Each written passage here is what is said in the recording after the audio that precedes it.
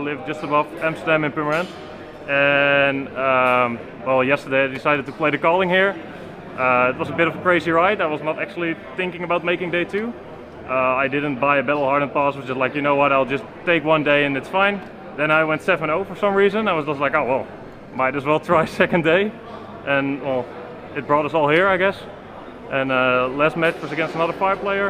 It was like really close, got down to like literally 1 health. Furnace is a good blocking card, like it helps. One was just enough, so that was great.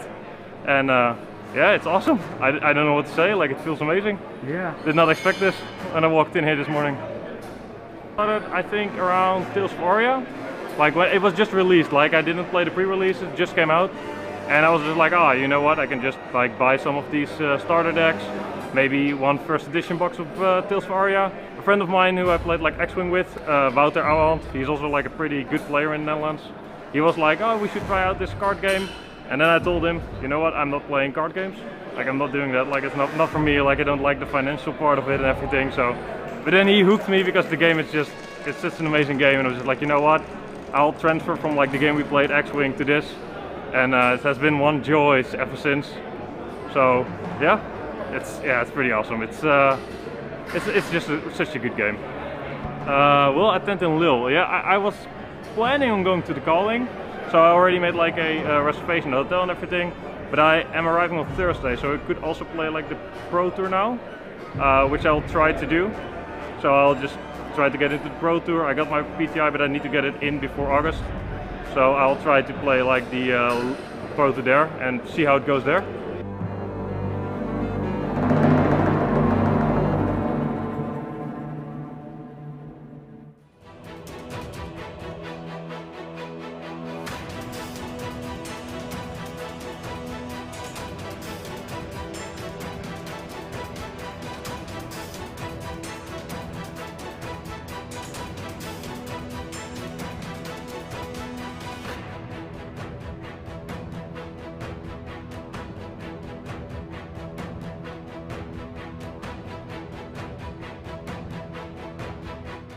Hey everybody, welcome to Pro Tour number 2. Here in Lille, France, I'm Tanner Grace, I'm joined by Craig Herpels. Craig, it's nice to finally have you in the booth, buddy.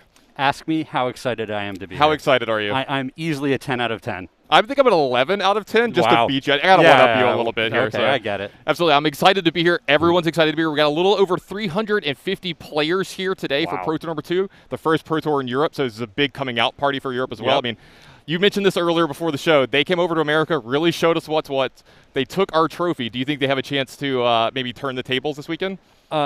Yeah, so obviously I'm rooting for all of my American boys. Yeah. I got a lot of friends in the event, but I got to say, it wasn't our trophy to lose, right? Right. Like Pro Tour 1, it was a proving ground. We saw a lot of players do well, but they earned that thing. Absolutely. Let's talk about what they have to earn, what they have to play to earn that stuff today. Let's go ahead and take a look at the format that we're going to be playing today here in this Pro Tour. Now, it's going to be a little bit of a mixed Pro Tour. We've had this with Pro Tour 1. You're going to be playing more than one format here today, really showing you a understanding of the full game of Flesh and Blood. So for the first 3 rounds today, they're going to be playing Uprising Draft, and then the second part of the day, they're going to get 4 rounds of Classic Constructed. Yeah, I'm excited for both of these formats. If I had to choose one, I'd say I'm a little more excited for the Classic Constructed, just because that format is so good right now. It is wide open. You can play whatever your favorite hero is and have a chance. Absolutely. You know, you get to choose between 3 heroes in Uprising Draft, but I feel like the entire swath of heroes is available to you in Classic Constructed, which I've seen the representation of what it's going to be like today, and all of those heroes are represented. I will say this about the Classic Constructed and the Limited format today. Mostly, if you blink, you might miss a lot of the game. It's going to be fast, and it's going to be furious. Yeah, I like to describe both of these formats as all gas, no brakes. Yeah, right? exactly. Yeah. It's go, go, go. In Limited, we might see a turn 2 kill. Yeah, absolutely. Now, we've talked about what they're playing today. Let's talk about what they're playing for. You know, what are they bringing home if they win this weekend?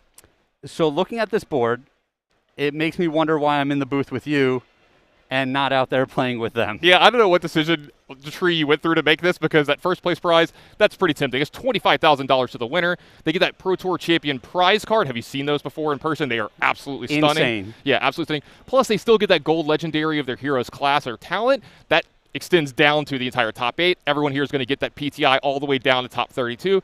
And then you see the finalist is going to come home with 10 grand as well in their pocket. And the rest of those numbers, not too much to sneeze at. And the prices go all the way down to 64th. So if you're making day 2 here, you're in contention for some decent pricing. Yeah, you make day 2, you're in a good spot to put some cheddar in your pocket, take it home with you, help cover the cost of just a wonderful trip to Europe. Now, speaking of a wonderful trip to Europe, it was a long one to get here. I'm kind of willing through this right now, through the jet lag with my love for Flesh and Blood and a lot of coffee. Yep. And I know you're going through the same thing, but like you said, you're excited, I'm excited. I don't think we compare to what's going on in this room. The atmosphere here is palpable.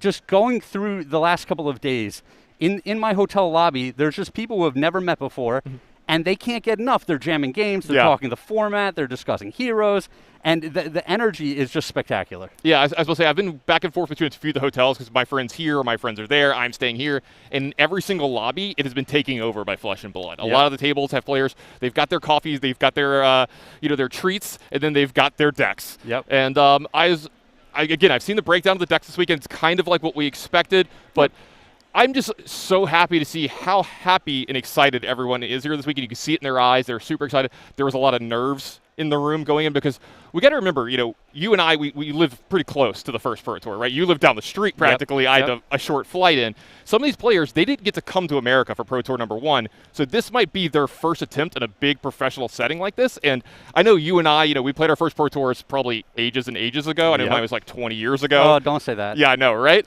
But I remember how nervous I was going into day 1, and you could see that on some of the people here. You see them fidgeting a little bit before the first round and stuff, and so I've got some sympathy for them, but I think once the cards get in the air, like once they're playing, it all goes away. It's only the game in front of them. Yeah, so last night I bet a lot of these players didn't get quite enough sleep. I know, I never slept before my first one. You got that energy, that excitement. You're a little bit nervous going into the event, but like you said, once that first card hits the board, you get that tunnel vision, that focus that really allows you to zone in on what you're doing. And so let's zone in a little bit of what we're doing. So the first rounds, like we said, they're going to be limited here today. Now, you're going to see the actual draft. We're going to do this a little bit differently than we did the first Pro Tour. The actual draft is already over. The players are constructing their decks. They're actually getting finished really soon, and they're setting up into the future match area.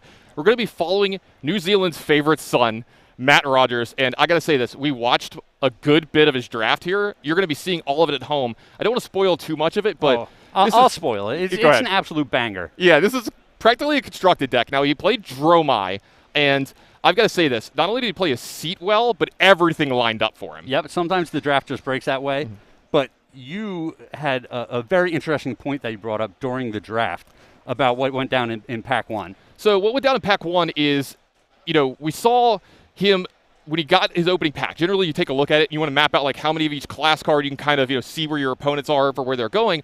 But when he looked at the cards originally, all of the Phi cards went to the back, and the Icelander and Dromai cards immediately came to the front. Yep. This tells me something, and what does it say to you? So I think the philosophy coming into this event is that Phi is generally just a little bit better and a little bit easier to draft than the other two classes.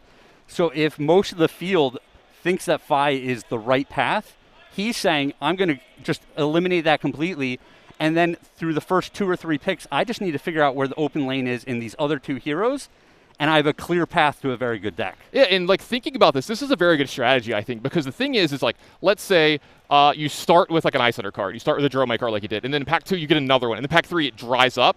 You can still shift into Phi and have a very good Phi deck starting from pick 3 or 4. If you do that the other way, your deck might not end out as good.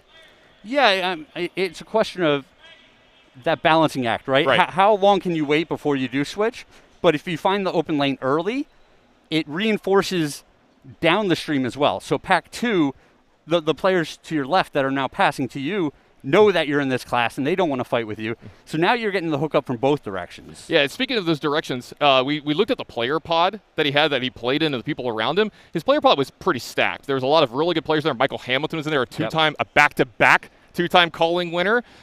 His draft didn't go as planned as well. I'm not saying he can't win, but he definitely had some frustration. Pretty much the opposite of what happened with Matt. Yeah, so you were watching Matt play, and I was watching Michael on the other end of the table, and it was a mess for him.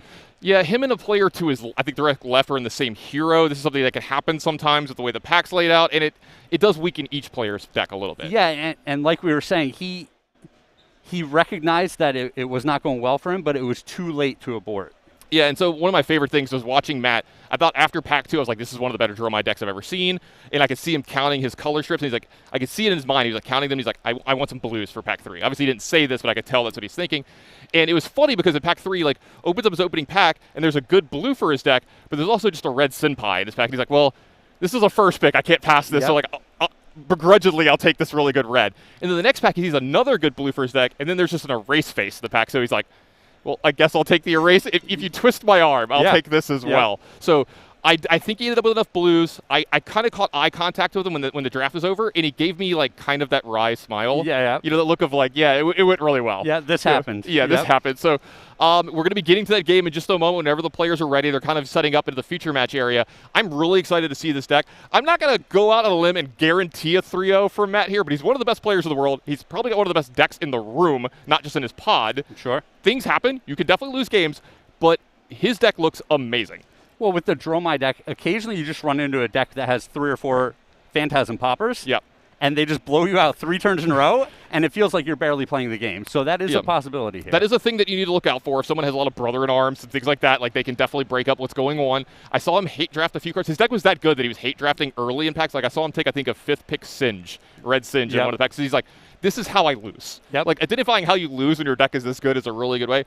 I am not the biggest fan of hate drafting this format, but because of sometimes the struggle to get enough playables for your deck. Absolutely. Yeah, but his was, he could tell. He was like, it's wide open. There was, looking at the pod as a whole, I believe it was 4-2-2, 4-5, 2 Dromai, 2 Icelander. Okay. I'm not 100% on that, but that's usually the way I feel is the best breakdown for a table. I don't know about your opinion on that. No, that's definitely kind of the preferable way for it to break. Sometimes it's the 3-3-2, and everyone still ends up with a playable deck. But when it starts shifting into only 2 5 players, those decks get real stacked, and the other decks all cannibalize each other. Yeah, you get the decks that are only blue. Only blue and red Phi decks, and those are the ones that are really scary. Yeah. Because they're super efficient, and they're going to attack you about 4 or 5 times a turn, and stuff like that. So that gets really scary. But when you have the third person move into Dromai, you have the third person move into Icelander, especially depending on where they're sitting, they can really hurt each other a little bit and stuff like that too. Both of those decks are looking for some very specific things. Yeah. You can't just round out your deck with all the color strips.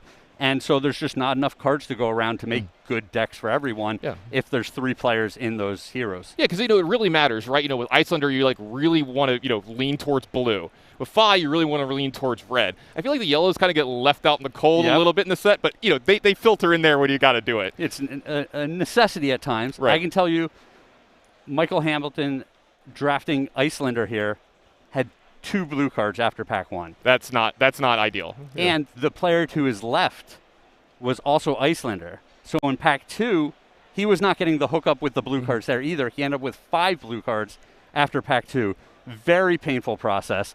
It made for some very, very tough decisions for him in pack 3, knowing that he was short blue cards. But also, you open something like Fandle's Fighting Spirit. Yeah, and you're like, well, do I take this over a blue at that point? What do you do? That is a premium card, right? The red Fandle's Fighting Spirit. And, those are the types of decisions he was making in pack 3. And I think he just didn't end up with enough of the premium cards for his deck. Now, let's circle back to Matt a little bit, so that's who we're going to be watching.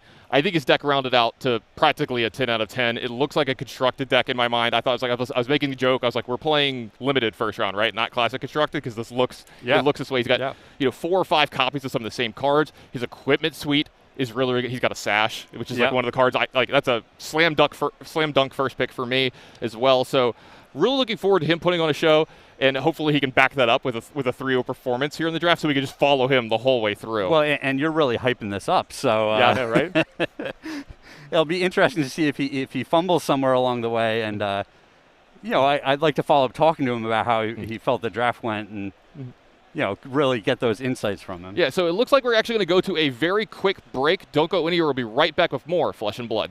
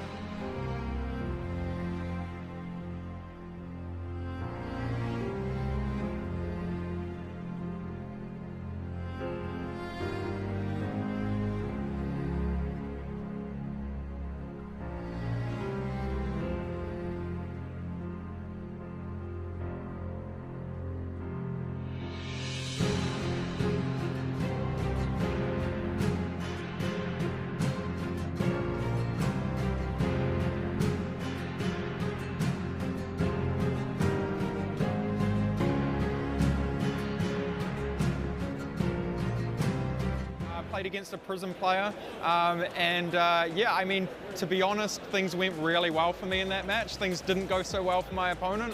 I definitely was on the luckier side of that, and yeah, managed to take that one out. So whole event's been great. I ended up 15th place, so top 16 at a Pro Tour, which definitely happy with that. And yeah, I've just had an amazing weekend, to be honest. So I'm hyped at the moment. I'm in a good place. I came over here on Monday, so kind of almost a week in advance. Met up with Tarek Patel, Rob Seigel, and Nick Butcher to do a Team Dragon Shield test in-house.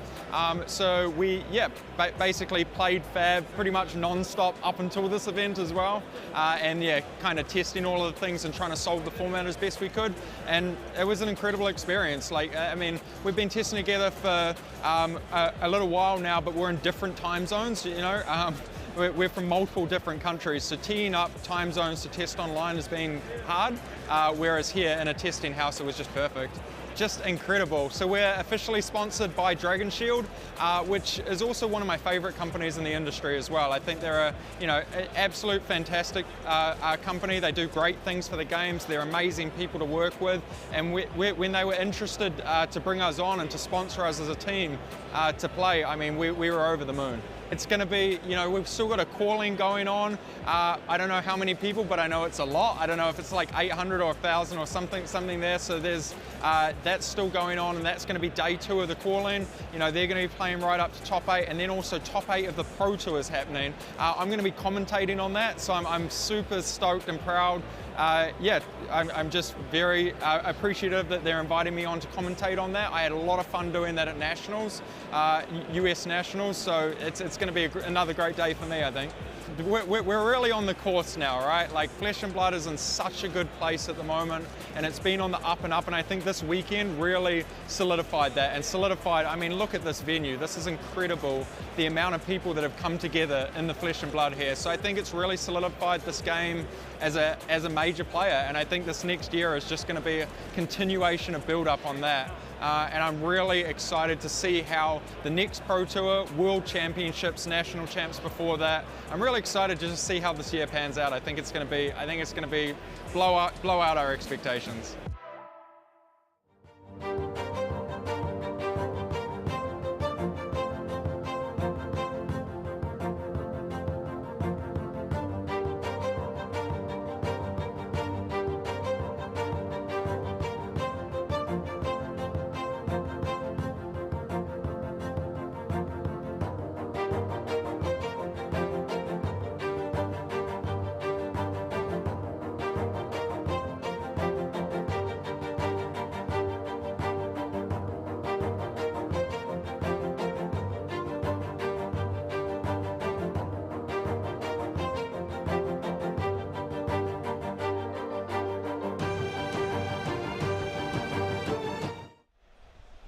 Welcome back here to Pro Tour Lille. I'm Tannen Grace. That's Craig Krimples. And we're waiting on round 1 to start here. If you were here for the opening, we talked a lot about Matt Rogers and the deck that he has here. He has quite the Dromai deck. So I'm kind of I don't want to put too much pressure. I'm expecting a 3-0 here, though, or at least a 2-1. The caster curse right on him. Yeah. He's going to 0-3. I'm just be like, Matt, it's my fault. I apologize. So, just Phantasm Popper every single turn. Yeah, exactly. Like that's a thing that can happen, right? Like, he could play against a Phi deck that just has absurd hands the first 3 or 4 turns of the game, and gets to finish off some of his stuff with the Phoenix Flames. They're very good at clearing the board away from those pesky Ashwings. Or he could play against like the Dromai Mirror that actually has poppers, or somebody else that actually has poppers in their deck and stuff. And like, if you have it at the right time. Like, most of the times where I do really well against Dromai, I just have a popper in my hand the turn they attack me with a huge 8-power attack. I'm like, well, this was fortunate. Well, and like you're saying, sometimes you play against Phi, and your plan is to defend with 2 cards and just swing back with that one big Phantasm attack each turn. And if they have the popper on those turns, you're just not dealing them any damage. Yeah, absolutely. And you're not advancing your board. Absolutely. And like, that's the thing at home. You think of Dromai and you think of, hey, let's make a bunch of Ashwings, let's attack for 1 a bunch of times. That is a thing that he can do. But you're also going to see him make some of the biggest attacks, well, just the biggest attacks in this limited format. Hopefully every turn for him. Yeah. You're going to be seeing a lot of Emberclaw Senpais, just a bunch of Senpais of both kinds here, and multiple of different colors. Like, he's playing a few yellows here because they're so good. Sure. Yeah, and that deck looks really, really powerful. So we'll be doing that in just a minute. Now, Did you have a preferable hero for yourself when you were drafting in this set? Because I know you prepared for this event because you were playing in it up till a few days ago. Yeah. I got called up from the minor leagues at the last second. We did the righty. We had to bring the righty in, so yeah. Yeah, I was fully prepared for this event. I could tell you I was going to play Fine Constructed, and I prefer to draft Icelander. Yep. I think the play patterns are just so different, and not everyone likes to learn those completely new play patterns, and it leaves an opportunity for some players to capitalize on it. Yeah, absolutely. Like, Icelander's a little awkward, right? And, well, maybe awkward's not the right word. It's a little different. You operate on a different axes than, like, the other two decks. Like, generally, it's not your turn, it's not my turn, it's our turn is the way that we refer to it. It's actually the hero that I gravitated the most besides, I mean, if you draft the set enough, you're just going to draft Fi a decent amount because the numbers just go that way. About half the players in the draft are going to end up Fi. But I wanted to kind of like, hey, I've drafted 5, done some up. If I were to, force some other thing, Dromai is what ended up in the least out of the other two. And Icelander was my girl. I ended up with Icelander quite a bit. And when I drafted Icelander, if you're in the right seat, you can get so rewarded. In Pack 1, I've had multiple drafts where in like Pack 1, I've had like 7 or 8 blue cards. And I'm like, yeah, this is what Icelander needs to be. This is it, yeah. Yeah.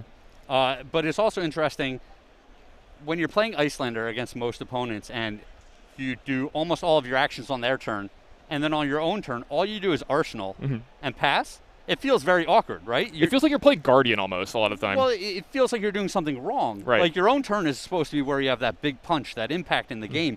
And the only thing you have to do is take the one card in your hand, put it face down in front of you, and draw 4 new cards. Yeah, and I've always found that when I'm Icelander, if I'm doing things on my own turn besides turn 1, that game was probably easy. I'm probably winning that game by a wide margin because I'm usually, like you said, the typical play pattern is you want to Arsenal something, and then you want to be able to generally block with 2 cards from your hand, and then make some resources to play the blue card, and then activate your Waning Moon. Yep. So you usually want to pitch a blue, like use a blue, use your Waning Moon. And that's the reason the blues are so important in that deck, right? Because you want to be playing something that costs 0, 1, or 2 out of your arsenal, and then you also want to activate your wand each turn. Right. And in order to do this, you need as many resources as possible. Yeah, and so we don't know exactly what Matt's playing against round 1. It could be Fi. That deck's kind of a little more straightforward than the other ones. It's generally the classic kind of, especially limited, of Flesh and Blood, where I'm going to pay for something, I'm going to attack you, or probably not pay for my attacks, actually, in this deck too much. And then I really like their weapon. They have one of the better limited weapons I've seen in a while. Yeah, so the optimal Fi turn is like 3 reds and a blue, right? Where you're making 3 impactful attacks, and then the blue is just there for your weapon, pick up that Phoenix Flame, and finish them off. So it's almost like your weapon is swinging for 4 each turn. Right. Yeah, huge fan of the making sure your blue count is high enough, which feels weird, right? You're in a Fi deck, you want the reds. Like for me, when I'm drafting Fi, I want the red cards that cost 0 and have go again. That's my main bread and butter. But other than that, I want the blues so I can maybe pay for the 1 red card that costs 1. The other ones are going to be free, and then I can come in with my sword, and then I can come in with a Phoenix Flame, like you said. Now, we're going to be watching a little bit of the other hero here, and their play patterns can fluctuate a little bit more. Dromai is definitely the most versatile hero out of these 3, where it can play control very well if it needs to. It can be very aggressive if it needs to. It's just, to me, all about getting a couple of Ash onto the board early in the game, and then you have the flexibility to make decisions from there.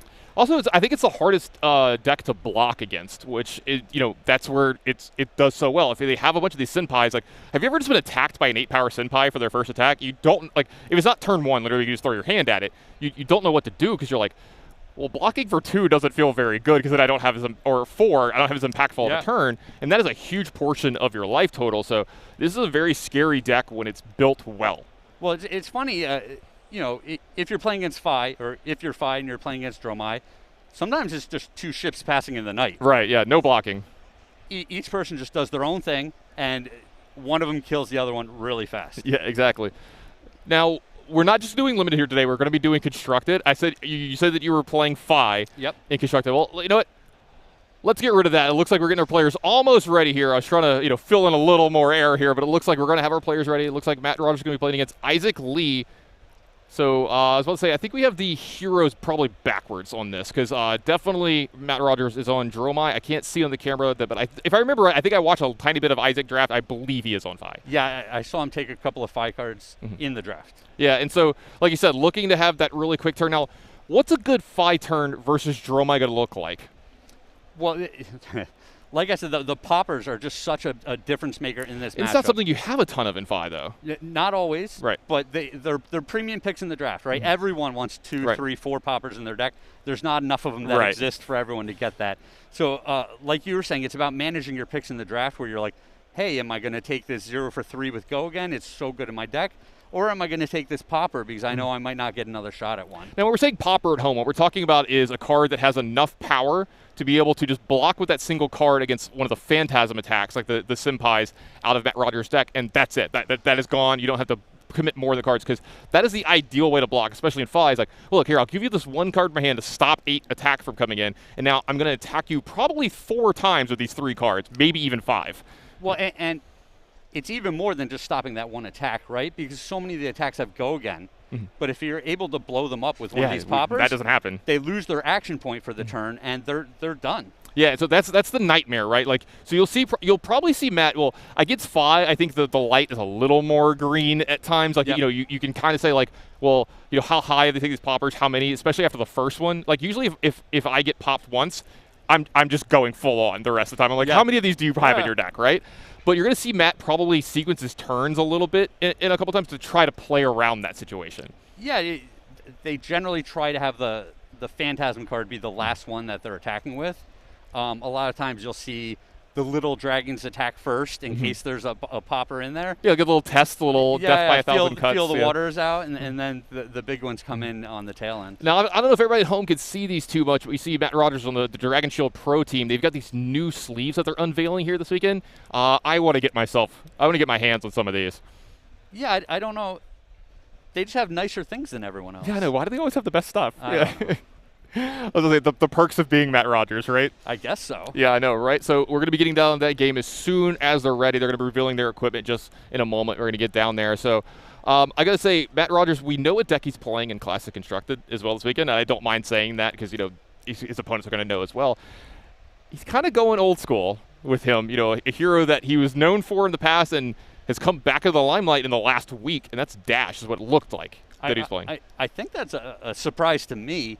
That's what we've been told. We could be wrong. We have not confirmed this yet, right. but that is what we were told. And I mean, Dash took down the last big tournament, right? Yeah. And it's a very versatile deck. It's the hot deck on the block right now for sure. Yeah, and you can play this super aggro game plan, and you can have that and side into a more controlling game plan if you want to. So it's going to be interesting to see if that works out. Absolutely. It looks like we're getting ready here for game 1. It looks like it is going to be Matt Rogers on Jeremiah versus Isaac Lee here on Fi. So this is round 1 of Pro Tour 2 here in Lille, France. All these players wanting to get off to the best start possible. You can't win all the rounds, Craig, if you don't win the first one. Look at you, just the sage advice coming out. I've been around the block a time or two. Like I've lost round 1 at a Pro Tour a lot. It's not a good feeling. You're back against the wall immediately. But luckily, you've got some losses to give today. 4-3 is the minimum record to make it into day 2, and give yourself a little bit better of a chance to get into those rounds we were talking about in those places where there's some money. And then I think top 32 is what everybody's really shooting for. Oh, absolutely. But like you're saying, it starts here. Mm-hmm. First, you need to win this round. Yeah. Then you need to make sure you day 2. The nice thing about day 2 is that you get a whole new draft, right? Yeah. If this draft didn't go well, we get to start over. Yeah. Yeah. If this was a disaster. Or the opposite, if you're Matt Rogers and you're like, man, my plan of avoiding Fi and finding the easy lane worked out, you have to expect that to do well again. I've definitely had some disaster drafts at Pro Tours in the past, and it's the worst feeling in the world. I can't imagine what's going through their head because I know that I'm just panicking like halfway through pack 2. I'm just like, I can't win a game. My deck is really bad. But Matt Rogers didn't run into that. It looks like we got some of the deck lists here in front of us. I've got Isaac Lee's. You've got Matt Rogers. Here's the big thing with Rogers. I'm looking at all of the cards are centered into one small area because he's just got 6 copies of certain cards, 7 of other. It looks like, okay, so I see 6 copies of Sweeping Blow, 6 copies of Ember Moss Senpai, 4 copies of Doombreaker Senpai. This is what I'm talking about. This feels like a Classic Constructed deck. Yeah, there's a lot of juice to this This deck. is a Blitz deck. Yeah. Yeah. And over at Isaac Lee, I'm taking a look, see if we got anything kind of really break out here for him. Let's see. So we have a Heat Wave, that's a really good one, and a Tide Flipper, so he's got really good equipment. That's what I always look for in the Fi decks that set them apart. If they have a Heat Wave, they have equipment, if they have a Sash, Tide Flippers, these take those good turns and make them into the very good turns. Yeah, I think for all the heroes, the first thing I do when someone's like, hey, what do you think of my deck? I start with the equipment because that's what you get in play at the beginning of the game. So you're always going to have access to those cards. Matt, same thing here. He's got the sash, he's got the stilettos, he's got the silken form. That's the full suite for him. Yeah, I'm taking a look at see if he has any of those poppers that we talking about. I'm not seeing any in the list here, so it looks like all lights might be green. I'm just trying to make sure. Yeah, one of the only ones he has is a Draconic Illusionist card that doesn't work, and it's not playable in his deck. So I'm taking a look here at some of the generic stuff. Yeah, I don't see Erase Face. I don't see Fighting Spirit. Yeah, it doesn't. I don't think there's no Brothers in Arms either, so it doesn't look like he's anything. But we do see a good equipment suite from Isaac Lee here. We can see a full equipment suite for Matt Rogers here. We see a Silken Form, a Sash, and a Stiletto. It's very, very good one for him here. Whew, this deck looks hot. Yeah. Also, big step number 1 out of the way for Isaac. That Phoenix Flame is removed from the game. I forgot to do this on one of my test drafts the other day. Yeah, we've all been there. Yeah, we've all been there. Yeah. You're chatting with your friend about your deck. You're sitting down. You start to shuffle up. You go to turn 1. You're like, wait a minute. You're like, yep. Now my deck's even worse. So it looks like we're going to be starting on the 5-player here this turn. So we've got a pitch, and you know what? I'm just going to mostly be counting up how many attacks we've got here this turn. I'm going to let you kind of talk about the minutia of them. So it looks like this is going to be attack 1. Yeah, and generally the first turn, when you're facing Phi, you're just trying to block everything. It almost doesn't matter what your hand is. The deck is so aggressive. Yeah. You're trying to preserve your life total, and then the real game starts on the second turn. Yeah, so it does look like we've got a block with a leak of 1 over to Matt Rogers. He's going to go down to 19 here. Yeah, I believe that was a red Soaring Strike. Yeah, attacks for 4, so.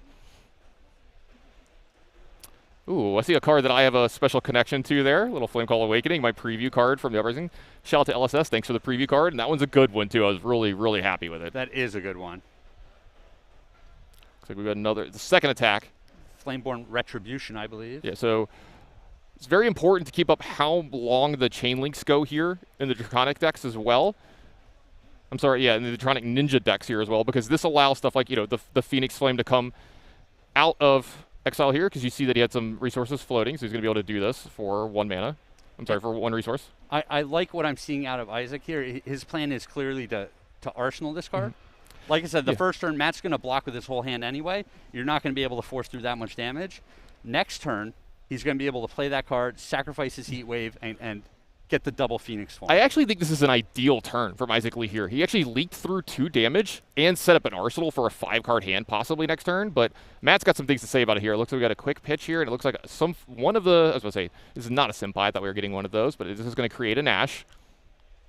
Well, this is kind of how you want to start every turn if you're Dromai.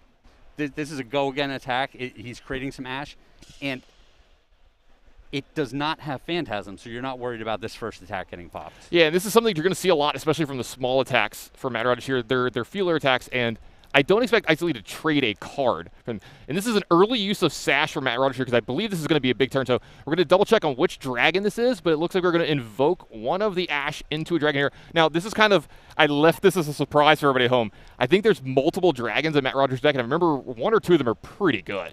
Yeah, I think he had 3 or 4 dragons after Pack 2. Oh, this is a Kyloria. This is a great one. This one has 4 attack, and if it damages the opponent, you get to draw an extra card. Yeah. So you're always so incentivized to block this card. Well, I was going to say, and Isaac Lee's got a big hand setup, it looks like. So it looks like he's just going to go ahead and take the damage and let another card come over to Matt Rogers here. And this is exactly what I was talking about leading into the match. Just 2 ships passing in the night, right? Yep. They're just each doing their own thing. Wow. Ooh, boy, and I talked about these are the big turns. This is a huge attack for Matt Rogers here.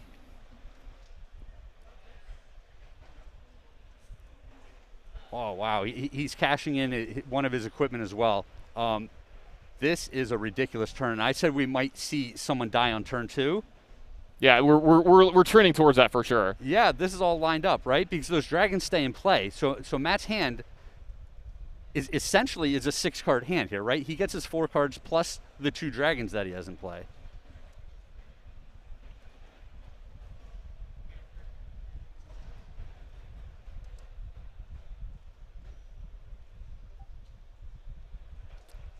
So on the opposite side, the 5-player, I did a lot of testing for this format.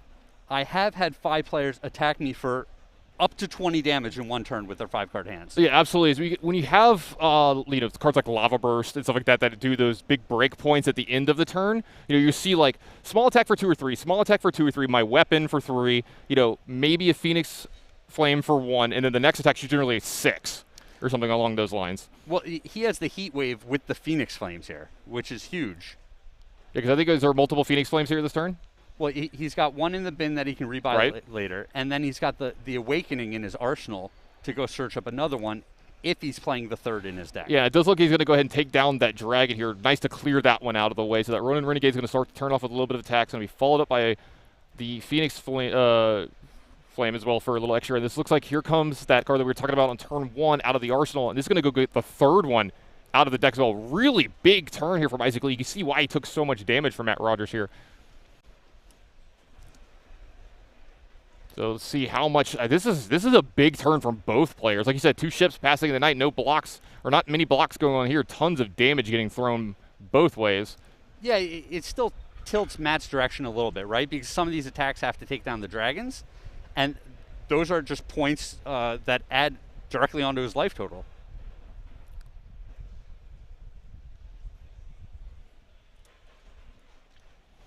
So let's see how much. Let's see, we got a 2 attacks for 2 here, attack for 3, following it up, and then we got a little bit more behind this as well. So it looks like we got a block here for Matt Rogers, conserving that life total just a little bit. He's down to 15 right now, or down to 16. Oh, maybe not. Matt's known for faking us out in the booth a couple times. Yeah, the old pump fake. Yeah, that's a block. All right, there we go. We do have a block for Matt Rogers. Looks like that Phoenix Flame is going to come in for another 2. And this is not going to be the last one of this turn either. No, we still have the sword attack. We got another Phoenix Flame to rebuy. This is a really big turn. Yeah, if you like wide boards, get ready for this all day long. You're going to be seeing this a ton in Limited and a ton in Constructed. This one's got go again, so we're going to keep going. Looks like Matt's going to take that 3. Yeah, I expect this game to end the next 2 turns. So it does look like we're going to return the Phoenix Flame to hand again. Yeah, no more floating resources. So it looks like we even got an arsenal after all this possibly as well. This is another free attack. This is a huge turn plus an arsenal, or an even bigger turn than we've seen so far. I guess Isaac Lee is just considering if he wants to arsenal a card this turn. Yeah, also he was maybe thinking about probably attacking this Aether Ashwing as well. Yeah, that's definitely a consideration here.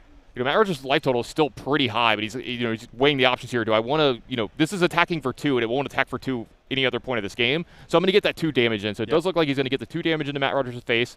Going to get Matt down to, it looks like 9 after this turn, and he's got an arsenal set up. These players are both at really precarious life totals because Isaac, 7 might sound okay, but I think Matt has an 8-point attack in his hand. Very possibly. We'll see. Looks like he's going to start off with this attack for 3. It's going to turn one of those Ash into an Aether Ashwing. Wow. I mean, this is as efficient as you get, right? Yeah, these are the attacks that are really, really good in Jeremiah. If you're not attacking for 8, you want the ones that have like the let's do something every time we do stuff. We're going to make Ash. We're going to do this. Speaking of making Ash, there we go. We got Ash under the Aether Ashwings. So you want to be like your hero's making Ash every turn, right? When you play a red card, you're going to get the Ash. You want to be capitalizing that. I've seen some players with Jeremiah in the game with like 7 Ash in play and nothing really came of it. You didn't turn him into a dragon. You didn't turn him into an Aether Ashwing. This is where the deck really hums. Well, and Matt's first turn was so good. He made 2 dragons, still had an Ash behind. Like, that's pretty unbelievable to start with. This turn, obviously the life totals got low real fast. Yeah, it does look like we got a block for 2 here. So it looks like 1 damage is going to leak through to Isaac Lee. And I think it's worth noting that Matt's been able to lead with a red card to give these dragons go again on both of his turns. Yeah, that's a big thing. Matt needs to play a red card on his turn to make sure his dragons have go again. And the Aether Ashwings, for everybody at home, they are dragons. They're little 1/1s. They're kind of like spectral shields a little bit. If you've played a decent bit of Prism, they're gonna, they're pesky little attackers. And Isaac Lee's already at a pretty low life total, so these are scary cards because when his life total gets low enough, he has to, start to respect these more, and you don't want to trade a card for them. Yeah, this is a Billowing Mirage that came in for 3. Oh, this looks is like a flex. Yep, it's a red flex. Matt had 2 resources floating, so he pumped the power on this card. And this is interesting because he chose not to attack with his little dragons, saying, hey, I'm fearing the popper here, which would be a real big deal. I'd rather attack with my flex. I'm going to spill over some damage and take another card from your hand here. Absolutely. And this is still a big attack. Like you said, this is attacking for 6 here. It looks like it's going to possibly get 2 cards from Isaac because he doesn't want to get too low because of those Aether Ashwings. It's like the Phoenix Flame problem. Whenever you're playing against Fi and you go down to like 1 or 2, you're like, well, now I have to give you a card for your Phoenix Flames. You feel like you can never win from those spots. Yeah, they just chip away so effectively. Mm-hmm. So it does look like that's going to be a go for Matt Rogers. A nice turn from here. Anytime you can take cards out of the Fi's hand, you've got to feel really good. This looks like this is going to be a burn away. So it's going to get pumped up just a little bit by taking one of these Phoenix Flames out of the yard and banishing them from the game. So it looks like there's going to be attack for 4 here. And I wonder if this is going to be it for Isaac. You know, we know that he has an arsenal here, but I wonder if it's a card that can be played for free if he wants to leave it to possibly set up one big turn after this one. Matt contemplating if he wants to block here. You know, maybe he has an extra card over that he doesn't need for his turn. He could trade it in for some life, or he could try to set up possibly a really big turn and maybe try to push lethal against Isaac Lee here. Yeah, the question for Matt is do I have the resources to play all of the cards in my hand? In which case, you probably want to keep this and just force as much pressure as possible. If I don't, now it's a question, do I want to block with this card, or do I want to arsenal this extraneous card that I'm not going to be able to play? Yeah, absolutely. I think Matt did just go ahead and take the damage here. That's got to be a little scary if you're Isaac Lee. You've got to worry about this hand. So this does look like we're going to get a start with an attack for 2 here, and it's going to go ahead and make an Ash. Again, important, this is not a red card, so right now the Dragons do not have go again.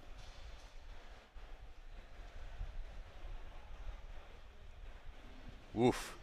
Yeah, it's getting followed up by a Billowing Mirage for 3 here.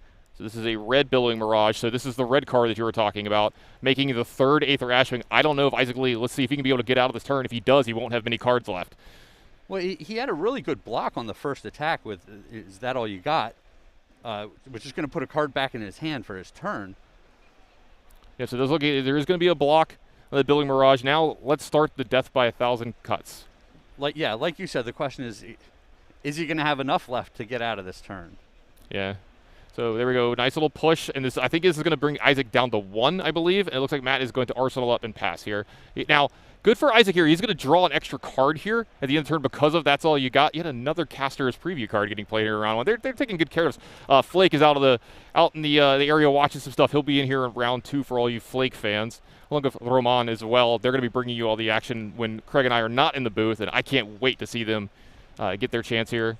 They're going to be a lot of fun to watch now. We've got a nice big turn here starting from Isaac because he's still got those extra cards, like you said. Now, he went down to 2, but this looks like a first attack here for Isaac this turn. Yeah, and we need to keep in mind that there's still some equipment on the board. So, you know, these Helios Miters can be used to prevent some of the little damage that might spill through.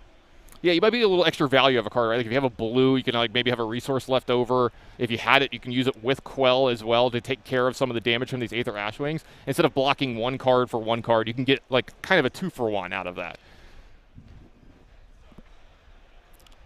Yeah, Matt really kind of putting his hand together, testing it out for this turn. It looks like he has one of those dragons in his hand. We're not sure which one because of the checklist. And it's a spot like this where Matt might be saying, oh, this card in my arsenal, I wish that I had just blocked with it last turn and had 3 more life to work with this turn. Yeah, and this is a really scary spot for Matt. Like you said, I think he just took this damage from this attack. So now I think he's pretty incentivized to block almost everything else for the rest of the turn from Isaac here. Yeah, we see Isaac has a blue in his hand, so he's going to be able to follow up with the classic sword attacks, return the flame. This could be another just really good turn for him. Yeah, it looks like another attack for 2 here. This is 3. Okay, it looks like that for 3. I was going to say, then we have a block from a Senpai. Oof, and that's not one you want to block with. Yeah, but that definitely means that Matt's going to be pretty incentivized to block for the rest of the turn here if he's giving up that card. All I think Matt needs to do is just survive to the next turn. The Aether Ashwings are probably going to be able to get him home if he could play a red card. Yes. I think so. He's trying to survive with a red card left over in his hand. Well, that might be what he arsenaled. Yeah, that's a good point. So, yeah, if he needs to live and just have 1 card in his hand to pitch to play the red card out of the arsenal, it'll open up the dragons. Yeah, absolutely. So, looks like the Ember Blade is coming through. This is an attack for 3. Does Matt have a block 3 in his hand?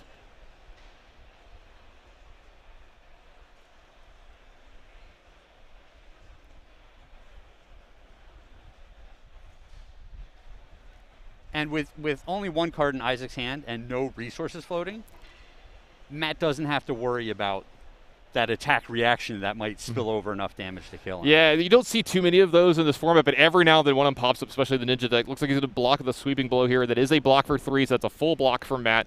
Again, these life totals are super close, 3-1. Here comes that Phoenix Flame. I wonder if this is going to go after one of the Aether Ashwings. Yeah, Isaac really considering that. You know, you really saw him considering it last turn, the last time that he was attacking, and I can see why he didn't. You know, it was he'd used his Heat Wave. He's so incentivized to go face. He got to attack 3 times with his Phoenix Flame that turn. You don't want to miss out on the free damage from it, but here it sets up real well to be able to take down one of these Aether Ashwings, because being at 1, facing down multiple Aether Ashwings, it's not really where you want to be. Well, and the other consideration might be, hey, do I want to pitch this Phoenix Flame in order to pay for the last card that's in my hand? Yeah, maybe get those last cards out of Matt Rogers' hand, because that might be big. That's a thing that Isaac has to consider too. What if the red card that he needs is in his hand? If I can get him to block with it, then I don't have to block as much on the next turn. So let's see where this is going. It does look like it's going at Matt. And I think Matt just straight up took it immediately. Yep, it looks like an arsenal from Isaac Lee here. Now, here's the big test. Can Isaac survive this turn? He's at 1. There are 3 Aether Ashwings in play. If Matt has a red card, he's in the driver's seat. And it looks like that's possibly a red here. I believe that's a yellow. Yeah, that is a yellow. Okay. Yellow sweeping below play for Matt here. It's an attack that creates an Ash token, so we see the Ash token get created here. Even if Matt doesn't have the red, he's still going to strip 2 cards out of Isaac's hand, right? Right. One of these Ashwings is going to be able to attack, and Isaac's at 1, so he has no room to not take the damage. Yeah, so it looks like, all right, so there we go. Now there was go again, so there's an attack from the Aether Ashwing. There was a go again on sweeping below. And this is, again, this is the problem that you usually see the opponents from the Phi deck run into. Like, I don't want to block, you know, this 1 power attack, but I have to. And this is where stuff gets really annoying against these decks, is when you're down to these low life totals, you saw the players trying to avoid that as much as possible. But I think Isaac is still happy with this result. You know, when your opponent leads with a yellow and then attacks with the Ashwing after that, you're like, oh. You're starting to see hope, right? You're starting to see a light at the end of the tunnel. I dodged a bullet here. I'm going to be able to make a couple of attacks on my turn. He didn't send the whole team at me, just locking me out of the game. Isaac really trying to parse this one out. You know, what's the correct block for me here? Can I attack enough times to bring back one of my Phoenix Flames next turn? Because that's a really, really big deal here. You want to make as long of Draconic chain links as you possibly can. And this also worked out almost as well as possible for Isaac, because the Phi deck has so many 2 blocks in it. Oh, I love this. Look at this tricky play. So he's going to play a 0-cost red instant to give his Ashwing go again there. Yeah, and what that does is it allows him to attack with the other 2 Ashwings, getting the 2 cards out of Isaac Lee's hand. He's rubbing his hands together. Does this mean he has something that we're not maybe considering on this turn? No, Okay. Maybe he's just cold. Okay, yep, maybe he's just a little chilly. Up and passing. All right. I will say, was there a good card in his arsenal? I was about to get excited. All right, so we're back to the same spot, though, for Isaac here. He's got to survive every attack here this turn. Another Aether, that's going to be too much. Another Aether Ashwing was created by Matt Rogers there, and he's not going to have enough cards to be able to block everything that's coming his way that round. So Matt Rogers moving up to 1-0. Isaac Lee with what looked like a pretty good Phi deck. He's going to go ahead and start at 0-1, but he's got a long road ahead of him. But he's got a good enough deck that he might be able to escape with a 2-1 here. Yeah, well, and that's one of those games where if you're Isaac, you say, man, I got him so low and his hand was so good. Maybe if I had been able to go second, you know, where I could just block out on my first turn and then force a bunch of damage on the second turn, maybe that's the difference here. Yeah, absolutely. And I think everybody at home can kind of see what we're talking about. All of Matt Rogers' hands looks pretty similar every one of his turns, and you're going to see a lot of that today. If we see a lot of him on camera, and I think we will in this draft pod. Yeah, I love it. That kind of sneaky sand cover coming out of left field. Yeah. Great. Yeah, and speaking of Matt Rogers, just in a moment, we're going to be ready to go over to Winter's interview with him, so we're going to let that get set up. It's going to take another couple seconds, and then we'll hear from Matt himself. You'll probably see a smile on his face, which he's always smiling. Yep. But you might see that extra big one for how good his draft deck seemed when he was drafting, how good it looked here in that first round. So when we get that ready, we'll move right over to it. But I got to say, first round out of the way, jitters out of the way for a lot of the players here. You know, hey, look, I'm at the Pro Tour. I'm amongst my peers. I'm ready to move into round 2 and keep going. I got to say, with the limited being first, it's almost like it could be a little extra for the players, right? It's an extra stress early because you have that draft in round, like before even round 1. I personally would love to play constructed first so I could get, a little warmed up, but it makes sense to have the draft first. Yeah, I think there's just less of a feeling of control in the draft. That's where things can really go just completely awry. Yeah, and so enough from us. Let's go ahead. We're going to go to a really quick break, and when we come back, we'll probably have that winner's interview from Matt Rogers. Don't go anywhere. We'll be right back with more Flesh and Blood.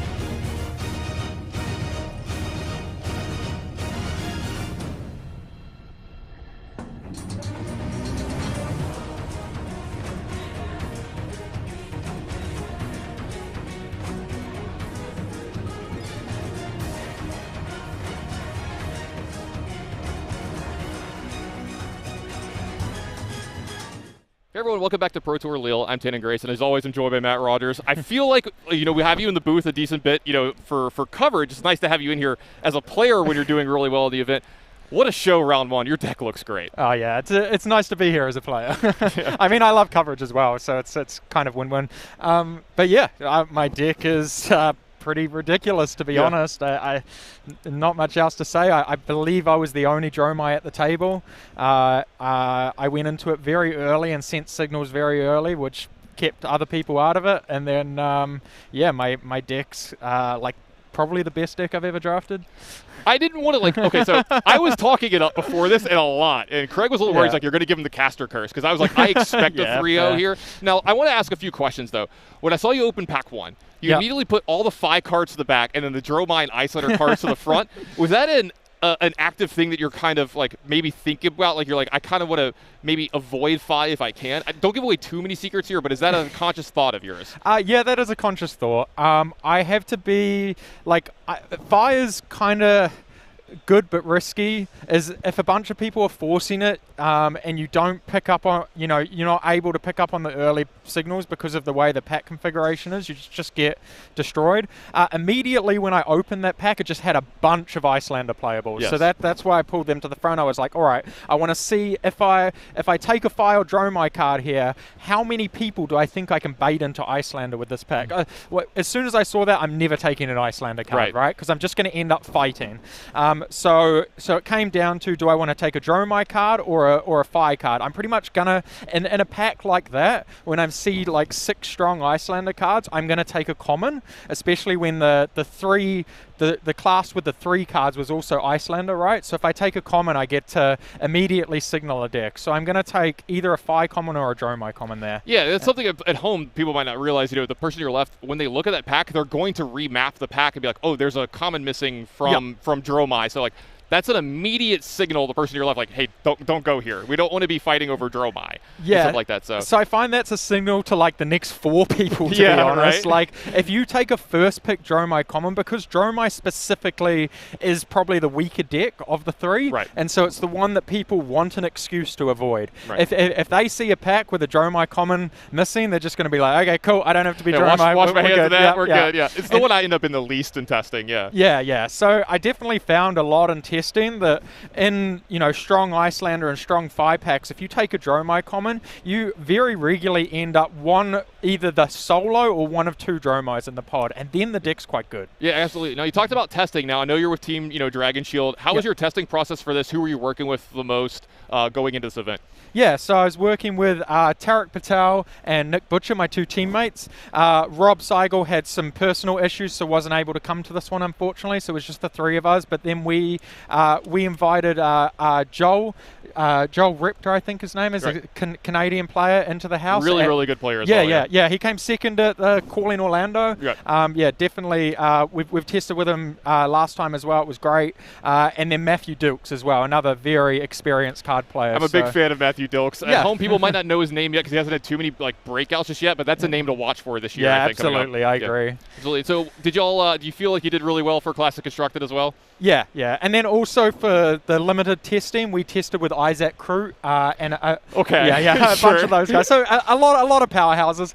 That's actually my pick to win the Pro Tour here this weekend. Is All Isaac right. Crute. Yeah. So sorry, Matt. I didn't pick you. I picked rough. Isaac Crute. It's too obvious to pick you. All right. At this point. Whatever. Isaac's probably one of my picks too. Absolutely. Now, It'd okay. be silly not to. So draft one went great. Like, let's just say that we don't want to go too far into your deck. We don't want to take away too much of your competitive advantage if someone at home were to watch this. I love your deck list. Looking at it, I did mention a little bit at home that it feels like a blitz deck to me. It feels like you have even a classic shark deck because you have 6 or 7. We're looking at his deck list right now. You see some of these cards he's got 6 copies of in his deck and stuff. So this went great. Yeah. What are you looking at for like draft 2? Like, what's your ideal start? Like, what are you looking for? Oh, I'm not looking for anything overly specific. Like, my ideal start is basically what happened in this one. Opening a pack where there's like 5 or 6 playables of one class and trying to bait people into that class and going one of the other 2 and picking a common from one of the other 2. That's my favorite spot in draft. Okay, absolutely. So if I'm ever to your left, I'll make sure to do that and just screw both of our drafts Oh, up. okay, sure. So fine. absolutely. Yeah, it sounds exactly like All you. right, well, I don't want to take up too much of your break, Matt, so thanks for joining us in the booth. Hopefully you do really well today. I'm expecting a 3-0, so hopefully you get that 3-0 in the draft. I just want to put the pressure on you. At home, if you want to watch the draft that Matt participated in, you want to see every one of those picks from the first to the last, make sure you don't go anywhere after round 3. During the lunch break that we have in between the limited rounds and the constructed rounds, we're going to have that draft in its entirety for you to watch. Flake and Ramon are going to be able to bring it to you as well, so make sure you watch all that. You'll watch the great deck and that great strategy that Matt showed us how to do and showed us the map for. So I'm going to try that out in my next draft, and I hope you do as well at home. But don't go anywhere. We'll be right back with more Flesh and Blood.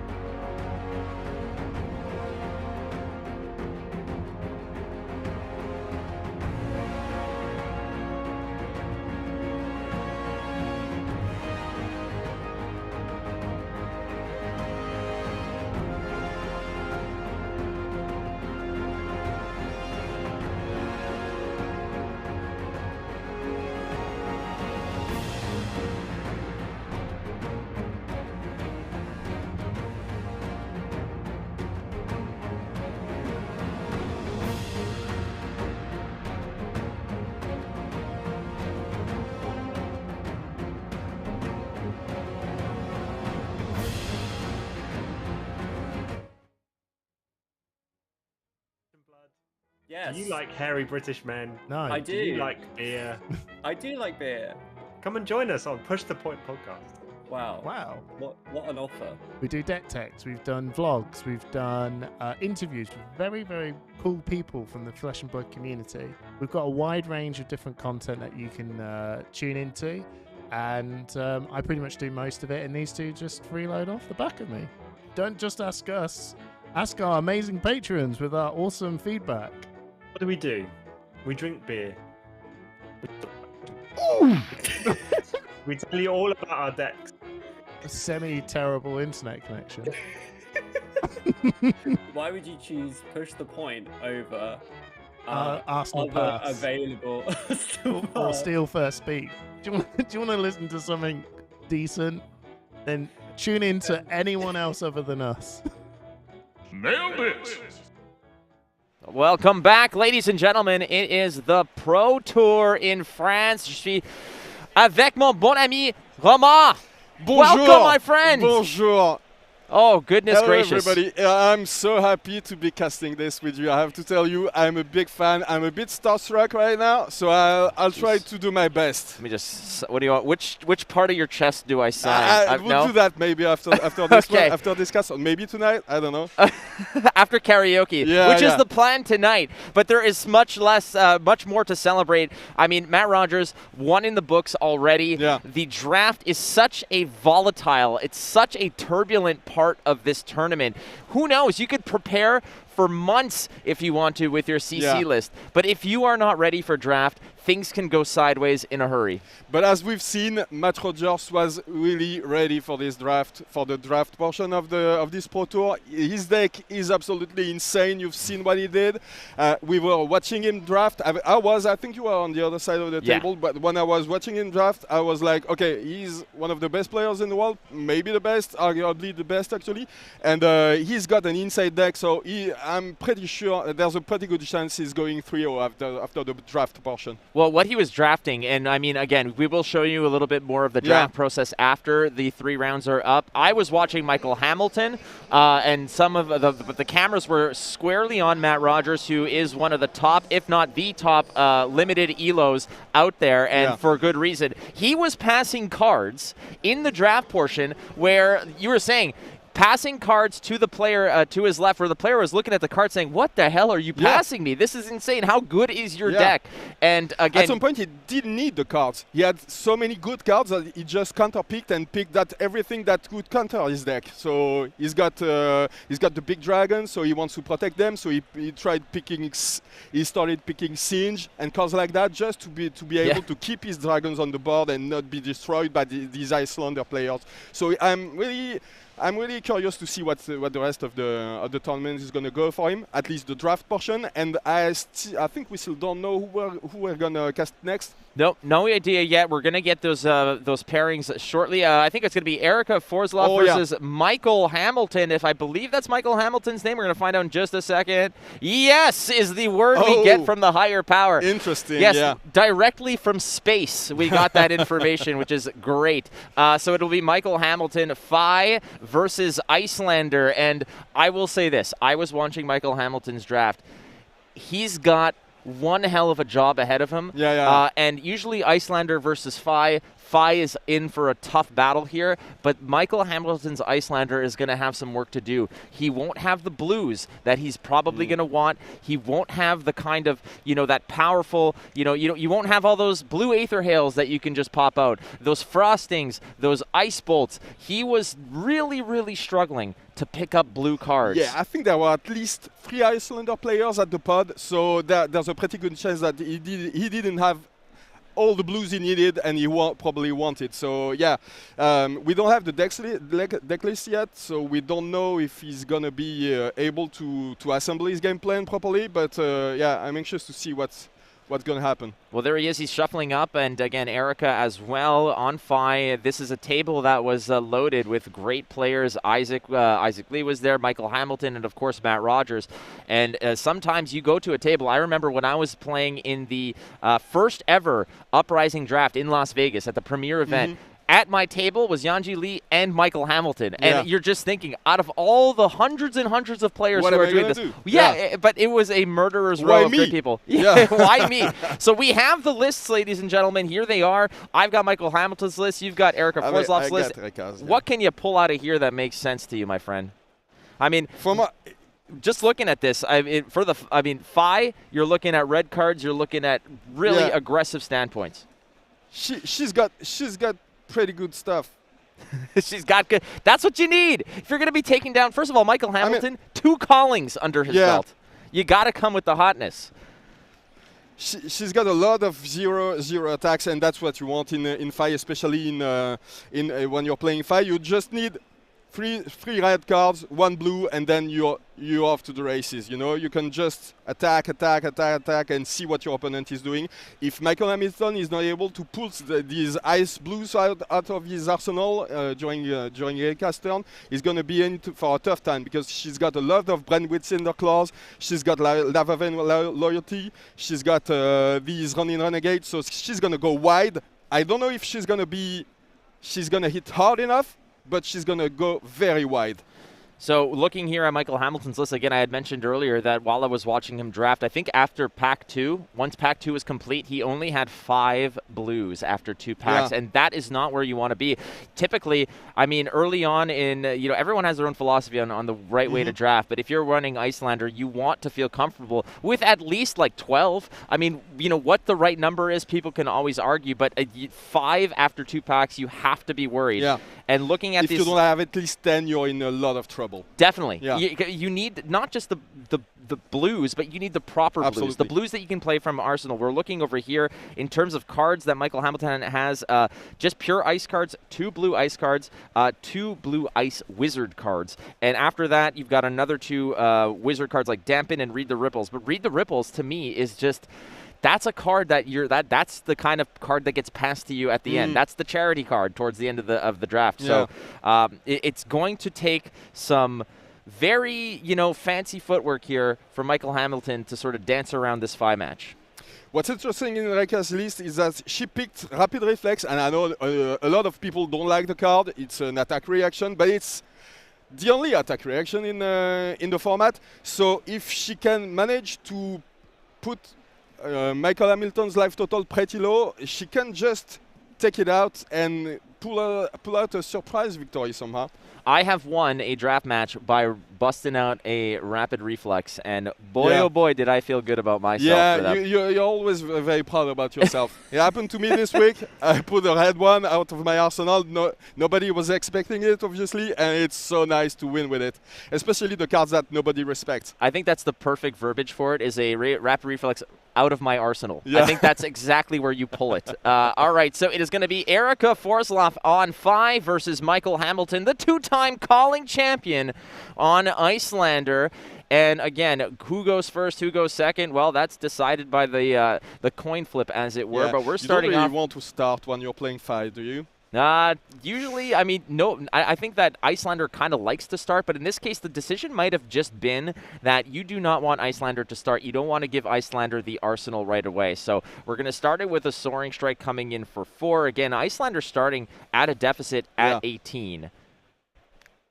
She's using the sleepers on turn 1. Yeah, she just doesn't want to take any damage on this first turn. Even if Erika goes wide, Icelander doesn't want to Get rid of them now. Even lower, yeah. With the you never know at which point you're going to be able to use them, so it's okay to use them on first one. Yeah, and that's the thing. And usually, especially on this, what many call turn 0, being able to pitch cards and dumping your hand in this regard is the most efficient way to use that hand and perhaps pitch for Quelling Slippers, because you'll be able to draw back up to 4. So why not get that out of the hand now?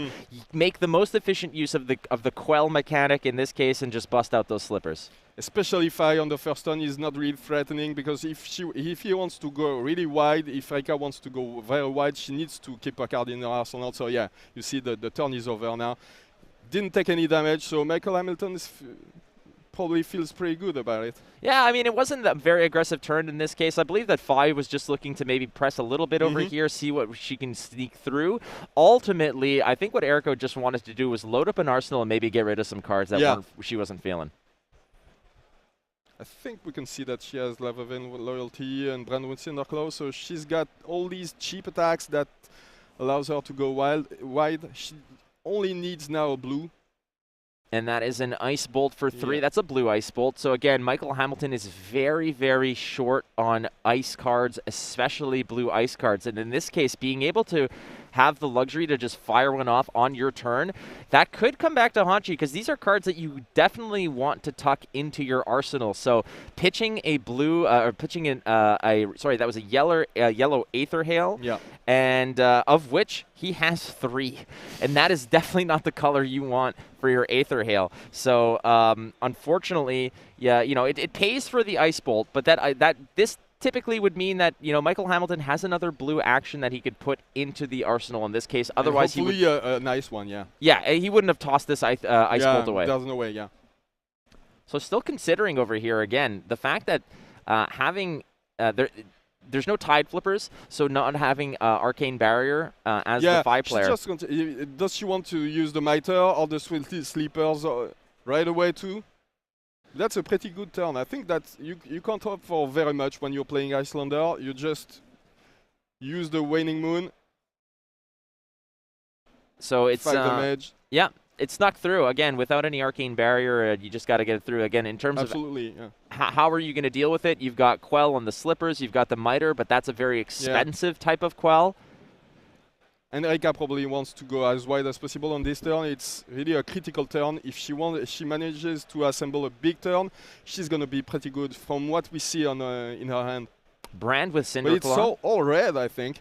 Yeah, it's looking pretty hot. And Brand with Cinderclaw, 3 go again. Yeah. This is going to give the next attack the Draconic ability, but I'm pretty sure all the cards are Draconic. Yeah, maybe she has a critical strike in hand that doesn't have it. Or maybe, no, it does. The game plan here, I mean, with Fi, especially against Icelander, is Icelander is always going to play out of Arsenal, always going to tickle you for some damage, but in the early game, that kind of damage is easily ignored. You can definitely just blast right past it, take the, 3, 4, 5 arcane perhaps out of it. The most important part, I think, that Michael Hamilton is looking to do here is to properly time, if that is a blue ice card in the arsenal, timing that Frostbite is going to be crucial, because you don't want to do it too early. If you do it too early, it doesn't stop the turn entirely, and she can plan for it. Yeah, absolutely. Absolutely. So you definitely want to make sure that this is well timed. But that's the other beautiful part about this. Yeah. Having a weapon at your disposal that you can swing is such a significant advantage in this format. Because at the very least, if he only has 2 cards, maybe a red one and a blue one, he can usually attack for 7 with nothing. Fi is insane for that in this format. He always presents a lot of damage, even with a few resources. So there we have it again, a 3, a 1, just relentless. The running Renegade, yeah. She's gonna go very wide, Erika. And Michael Hamilton here still kind of, sitting on that Arsenal card. And we saw that on the turn that Arsenal card was tucked. He did play the blue Ice Bolt. So you have to suspect that that's another another blue card that he's just completely content to jam in there. And all right, we're going to go ahead and use the hand piece here. The Conduit of Frostburn. Fi is fetching this Phoenix Flame. So she's using the Quell again. Icelander, it's always hard to... Yeah, no, I hear you, man. Yeah. It's like it's so fast and furious on this board right here. And ending with the critical strike, it's really nice. It hits very hard at the end of the chain. So Erika is going to be able to keep a card in her arsenal, and she pretty much depleted this Michael Hamilton then. Yeah, so there's probably nothing very interesting in his arsenal, I guess. He didn't even try to use it. That's what I'm really curious about, is what is in there, and perhaps it might be a card for. Okay, so there we go. So it's a. I believe that is a. Is that a frosting? I'm just. Yeah, it's a frosting. It's a red frosting. So that's why you couldn't use it. Yeah, so in his deck he's got 2 red frostings, 1 yellow, no blue. But again, just running this back, he paid for the Ice Bolt, which means that he couldn't. Standard logic would suggest that perhaps he had another blue to tuck in there, but I think he's just favoring damage in this case to just perhaps trade it out. This is a free 3 arcane damage with ice. But how much damage can he do during his turn with using a waning moon on every other on his opponent's turn? It's gonna be very hard to race if he wants to do it all the way to the end of the game. So I think he absolutely needs to have a blue card in his arsenal now, and I'm not sure, but I think I saw something that could look like the art of an Aether Ice Vein, and if it's a blue one, it could be very good. It's if he manages to fuse it. It's always so fascinating when you're kind of trying to critique a player like Michael Hamilton and saying, like, why are you doing this, man? You should only. And then he just all he has to do is point to 2 calling trophies on his mantle and just tell me to to stuff it. But we're not criticizing. We're just saying we don't understand. But he's on another level. Never criticize Michael Hamilton. He will choke slam me through a table. Absolutely. The guy weighs like $110, but he will absolutely just pulverize me. And you can see Erika's anger mounting, I guess. Yeah, she's there definitely. And there's a brain freeze, I think. Again, cards that you can just throw away in certain cases because I mean that is not exactly like the best card. That's a yellow brain freeze. Some of these are literally it blocks just there. At least. That's it. Hey, eventually you got to start blocking. Exactly. This is not a race that I think that any Icelander can really win. I mean, the Icelander's got to be playing in the margins, on your opponent's turn. Perhaps Michael Hamilton is just waiting for the right hand, the right opportunity. And we're talking about how his early turn, how he was just kind of tossing some of those blue ice cards away. He needs to start working that arsenal a little bit more, working that Icelander game text. Yeah, I really wonder what's in his arsenal now. If he indeed had another Ice Vein, because he has an ice card that he can fuse now, and he should be able to pay for it. So, look at this. I mean, I want to see some more Icelander action, please, Michael. Yeah, help us out here, when buddy. It flows and when the game, when Icelander's game, it flows very well. It's so incredible to watch, even in draft.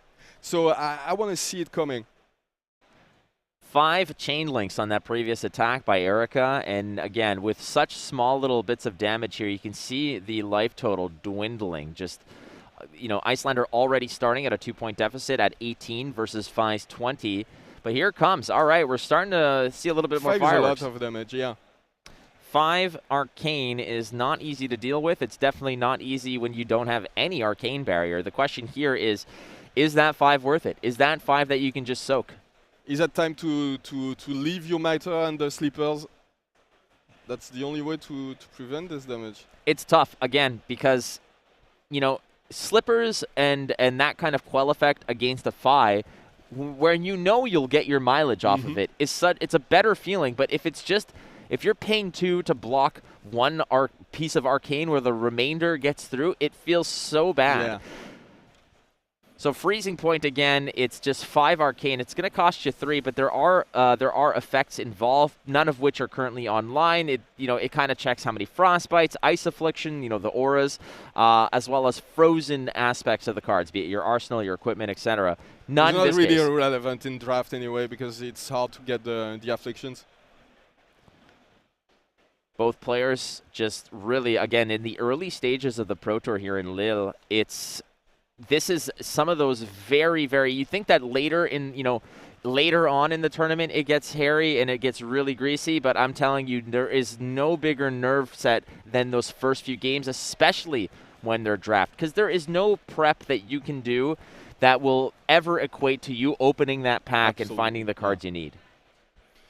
And as we've seen, the 30 best players in the world, out of the 30 best players in the world, 26 are here today. So you're only playing against the very best, and there's a chance you're playing like against Matt Rogers, who's one of the best players in the world, Michael Hamilton too. So that's gonna be, stressing.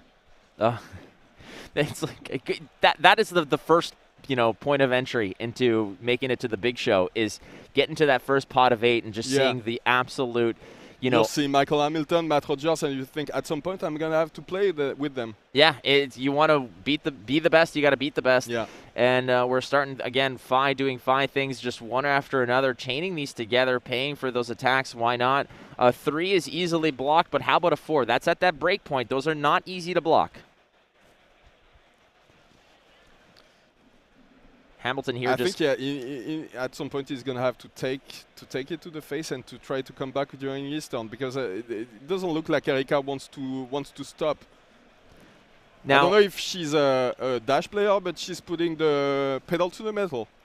the tough part here for Michael is the fact that if his draft went better than it was, and again, you know, you never want to blame the cards or the luck or whatnot, obviously, but you know, seeing the kind of cards that he drafted, this, you know, he's like, if I only had like 2 or 3 more ice cards, blue ice cards, this could have been a whole different ball game.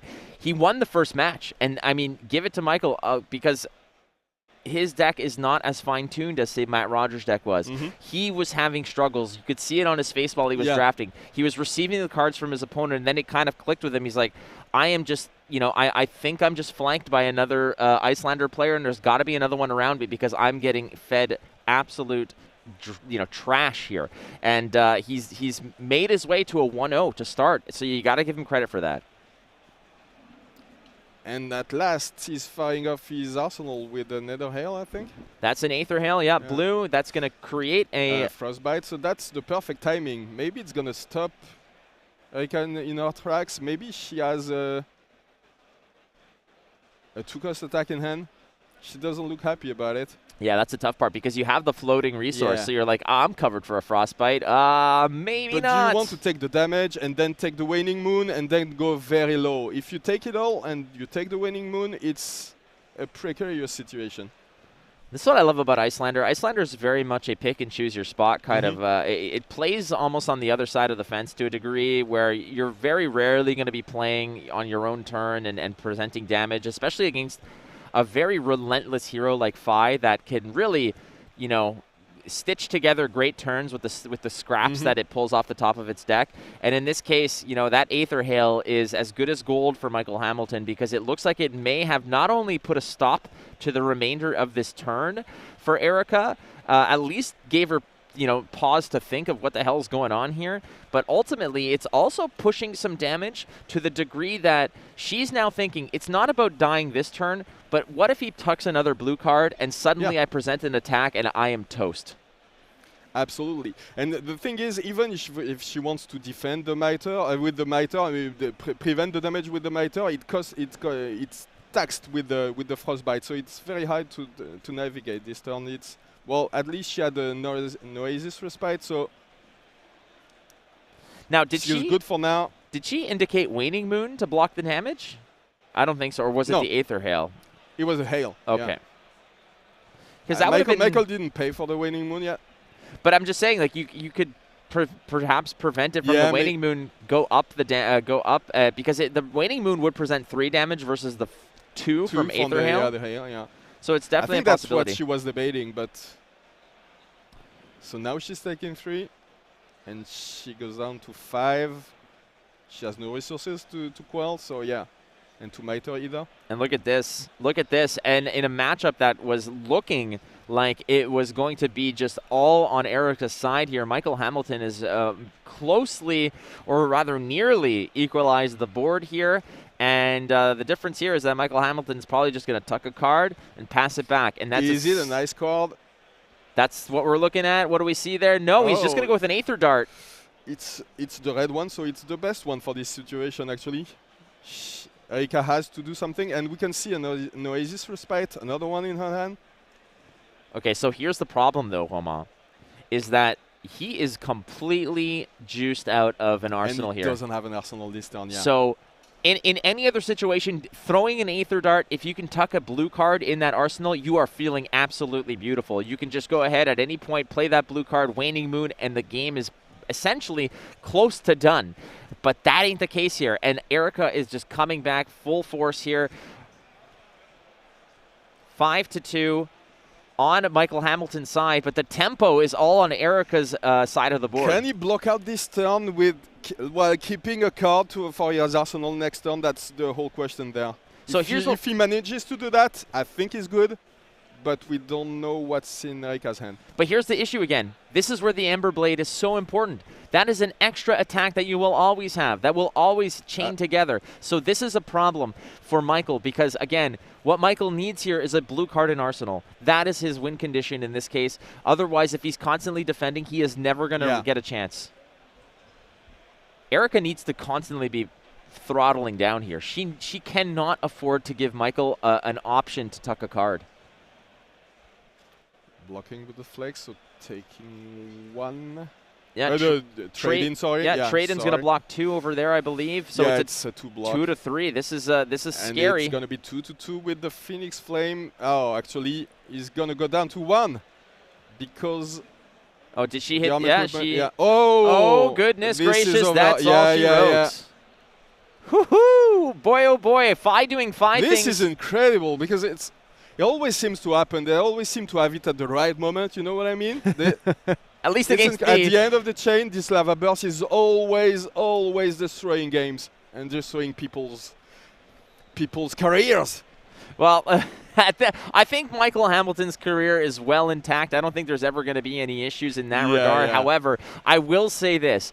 I have played tons of Icelander in draft, and I always feel like I'm on top of the world until I no longer have an arsenal, and then I feel absolutely punchless. This game, Romain, was within Michael Hamilton's grasp. It looked like he sort of turned the tide on it and then would come back. Unfortunately, you know, Erica just presented attack after attack to a degree where he didn't have the opportunity to tuck a blue card, or just ran out of cards entirely. So it was not going to work out there. Erica Forsloff is 2-0 here at the draft. Yeah, beating Michael Hamilton too, so that's pretty nice. But that's what we said at the beginning of the game. We noticed that Michael probably didn't have enough blues and enough ice blues to present some relevant game plan against a deck as aggressive as Fi. So that's what we expected in a way. It would be very hard, and it was too hard. So I just want to also take a quick note to point out the fact that Icelander's at 18 health. Very few heroes kind of have that deficit. You know, you have Kano at 15 as a young hero, etc. In this regard, this is that little extra balance where you as the Icelander player, Michael Hamilton's like, man, if I had like 1 more health or if I had 2 more health, I could have come back. Take it to the face, and then come back maybe. But here we are. Balance is a beautiful thing in certain cases, and Icelander in this regard, unfortunately, did not get the job done. Michael Hamilton falls to Erica Forsloff, and I'm telling you, that is a beautiful feather in your cap. If you can say that you beat a 2-time calling champion at the Pro Tour to secure a 2-0 I'm not sure, but I think it's Erika's first Pro Tour, and coming into this Pro Tour, beating Michael Hamilton, I think we can see Erika. She's gonna be coming in for a quick interview. Why not? Absolutely. All right, make way. Enjoy. Yeah. Make way. We gotta get the winner of the second round here of the draft in Pro Tour Lille.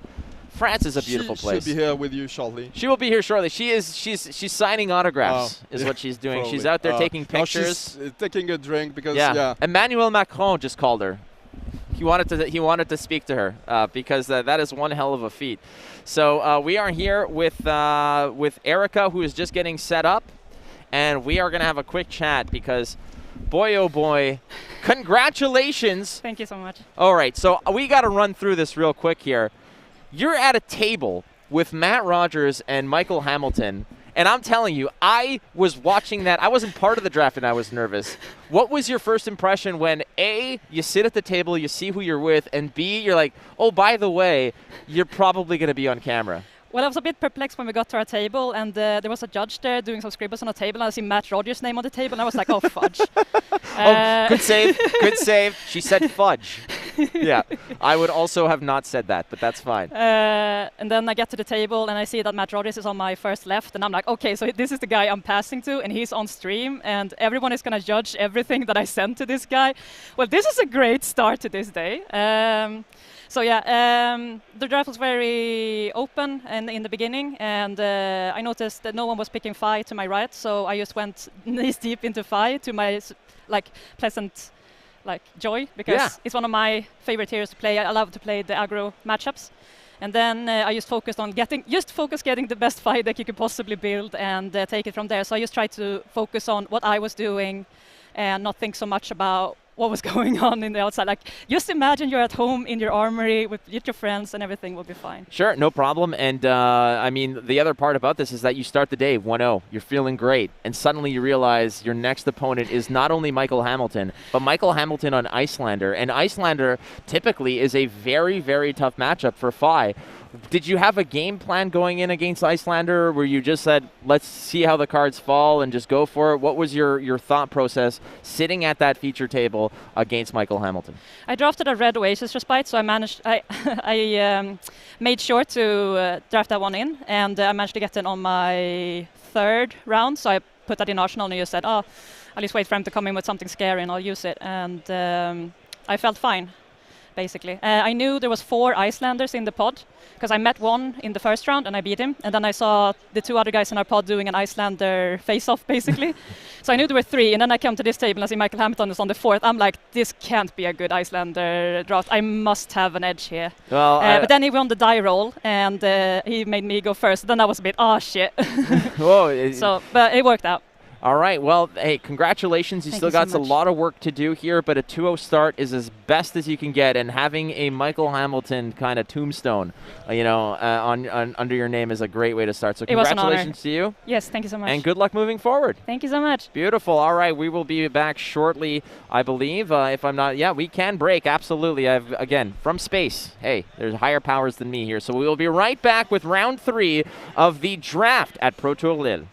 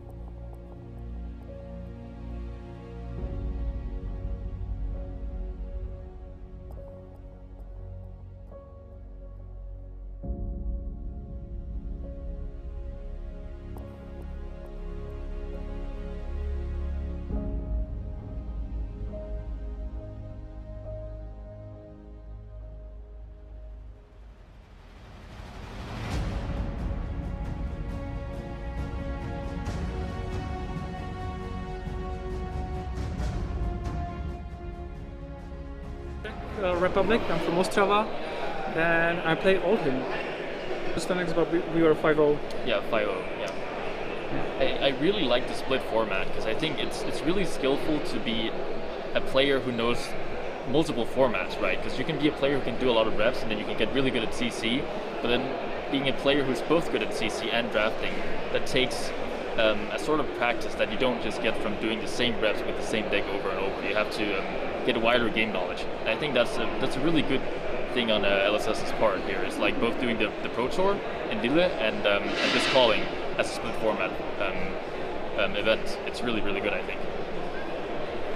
I think I can only agree to this at some point. At the draft, I was drafting 5 and I was quite worried about the Islander matchup. I played against 2 of them, actually managed it, so it was actually, in the end, it was quite fine. And as I said to my colleague a couple of minutes earlier, I choose my deck to try to beat Fies and to ditch some Viscerize. And actually, I managed to do the opposite. I played quite well with the Viscerize. Actually failed to beat Fi, but as I said to my colleague, he has really powerful turns. I can see that he played it really well, spent some time with the testing. So actually really enjoyed the game. Yeah, it was a really good game actually. Compliments to my opponent as well here, because I think this was my hardest matchup in the day, like just the whole day. I think I played Prism last round, and Fi has a really good matchup against Prism, so that's just how it is. And then I played Aggro Mirror the other round. That also was just like who high rolled first. But this one was like a long game.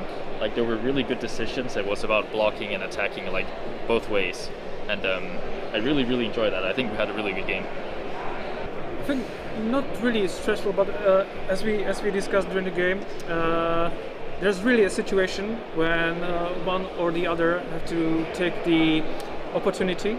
It's really when you're playing this really tough game, it's really like a masterpiece to decide when is the right time. So actually, maybe it's better to get some damage to the head, almost lethal, and then take the initiative.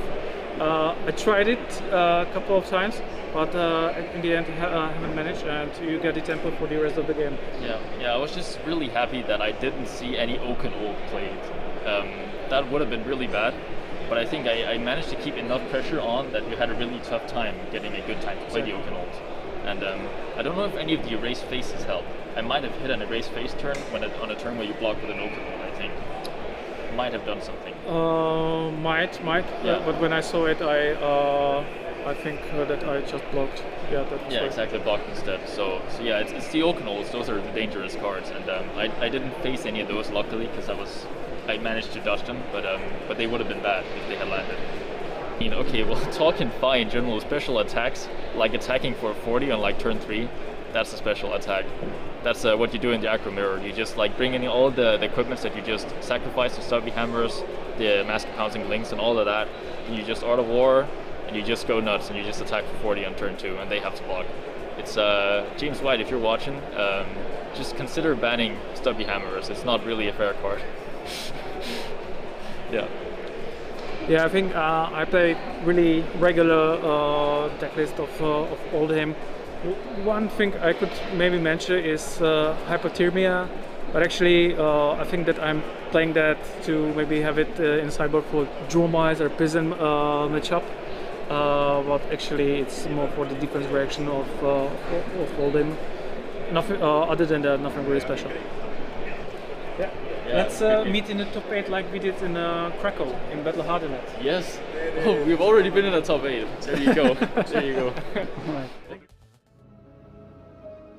Two here in Lille. I'm Tannen Grace. That's Craig Crimples. Craig, we've got a nice feature match set up for this round. We got to watch Matt Rogers win his first round on the feature match area. He did win his second round, kind of as we expected. The deck is pretty ridiculous. In his second round, he beat an Icelander deck. But he's going to be going up against Erica, which we just got finished watching win her second round on Fi. Yeah, and she had a really strong showing too, right? Where she was able to apply almost the maximum amount of pressure every turn. She had a full equipment suite. It seems like she's got a lot going on there. Yeah, absolutely. She's going through the gauntlet as well, too. She just went through Michael Hamilton. Now she's going through Matt Rogers. She's going to have to play multiple-time national champions, multiple times calling winners, all this in your first draft at a Pro Tour. This is not the matchups you were looking for player-wise, but her deck has been, and she has been up to the task so far. Yeah, this is why we do it, right? Like you get a shot to take down the king. Mm-hmm. You want that. Yeah, it's like one of the funny things. I remember like one of the first tours I played in, I was like, I can name almost every person in this room, and I can name every one of my opponents if I didn't see the matchup on, like my pairings slot as well. And I was like, well, this is why we play, right? Yeah. And I think a good thing to say there is like, you kind of try to remove the game from the man, from the person as well, and just play the game in front of you, right? Sure. Yeah, you're playing against Matt Rogers, but it still has to be played on the board. Yeah, and I thought Erica played at a very careful, deliberate pace this past round. No mistakes. The nerves didn't seem to be a problem, so this should be a really, really interesting matchup. Yeah, and we've got to say there's a tiny bit of extra added stress as well there a little bit too, because it was her first feature match and she had to put on the headset with the white noise. There's a lot going on, right? You're required to put dice on your cards and you're attacking, so there's more than just the game going on, and we're asking them to still play at the highest level possible. Yes, but again, I thought she did a fantastic job of being very careful and considerate on every single one of the turns. Absolutely. So we're going to see if that's going to bring her to 3-0, if that's going to bring Matt to 3-0, the perfect way that you want to start off your Pro Tour here today. So we're going to see if that works out or not.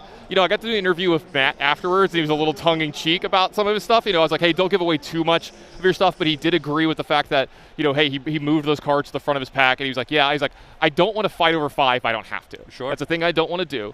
And then he was talking about, I was like, yeah, I didn't want to build your deck up too much, but I kept, you know, you were like, hey, you're going to give him the Caster's Curse. I kept saying how good the deck was, and he just cut me off, and he's like, it's the best deck I've ever drafted. Well, there it is, right? Right.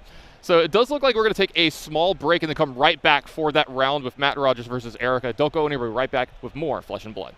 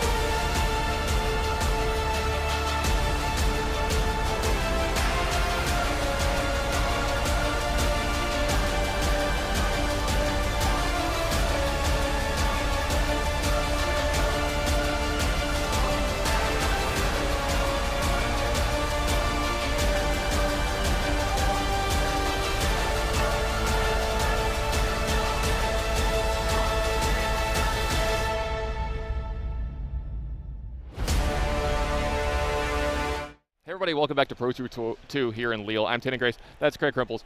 Craig, we're going to be going into the finish of this draft here in just a moment, into round 3. We're going to have Erica versus Matt Rogers. We've seen them on stream a lot today. I'm expecting quite the fight here in the third game. Yeah, I mean, I have to give the advantage to Matt, right? He's been here, he's done that. His deck looks ridiculous. I haven't seen all of Erica's deck list. So, I mean, if you told me to pick a horse, that would be my horse. Yeah. But I want a good race here. Absolutely. Now, we've seen a lot of Limited here today. We've talked a lot about Limited.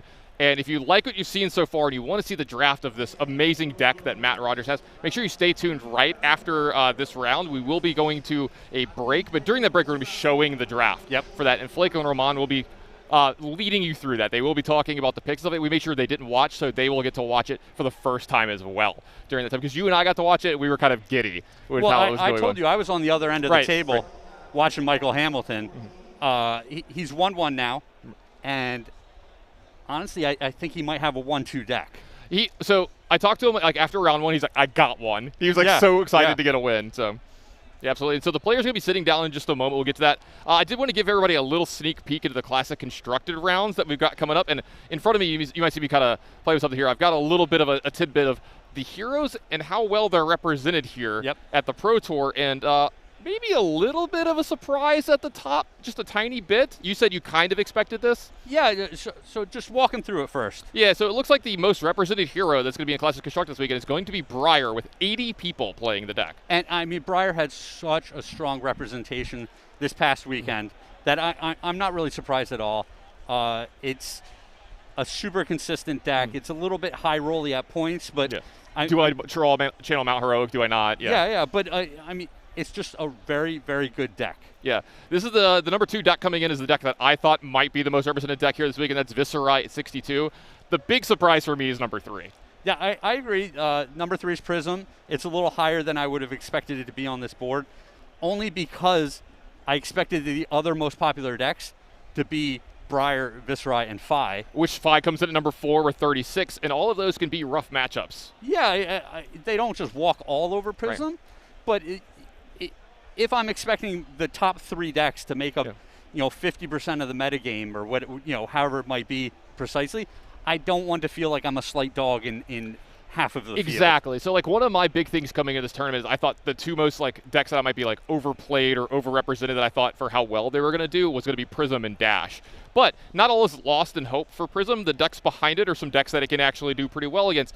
The 5th place deck we have in it's Oldham with 28, and then I kind of lump these together, and Bravo with 27 right behind it because they play so similarly in a lot of matchups. Yeah, these are decks that are going to want to block with a lot of their cards, have one big disruptive attack each turn, and I mean, that's kind of Prism's dream. Yeah, you don't do well when you're getting attacked for 1 either by these decks, which is going to happen a lot against them. And then right behind them is the new darling of Classic Constructed. This is going to be the last one. It's rounding out, and that's Dash at 27. I like how you say that with just a little bit of vitriol. Yeah. Like, you are not a fan of Dash. So it's one of those ones like, it's one of those decks. It's like really, really good for one weekend, and a bunch of people will play it. And then I'm like, I don't think it's the best choice for this weekend. Okay, so what I'm hearing you say is that what we saw last weekend, it was a good bit of the metagame being caught off guard, not being prepared for that particular matchup. Not saying it can't win, but yes. That particular play style, and coming into this event, no one's going to be surprised. Yeah, and no one's going to be surprised that Matt Rogers is in this match,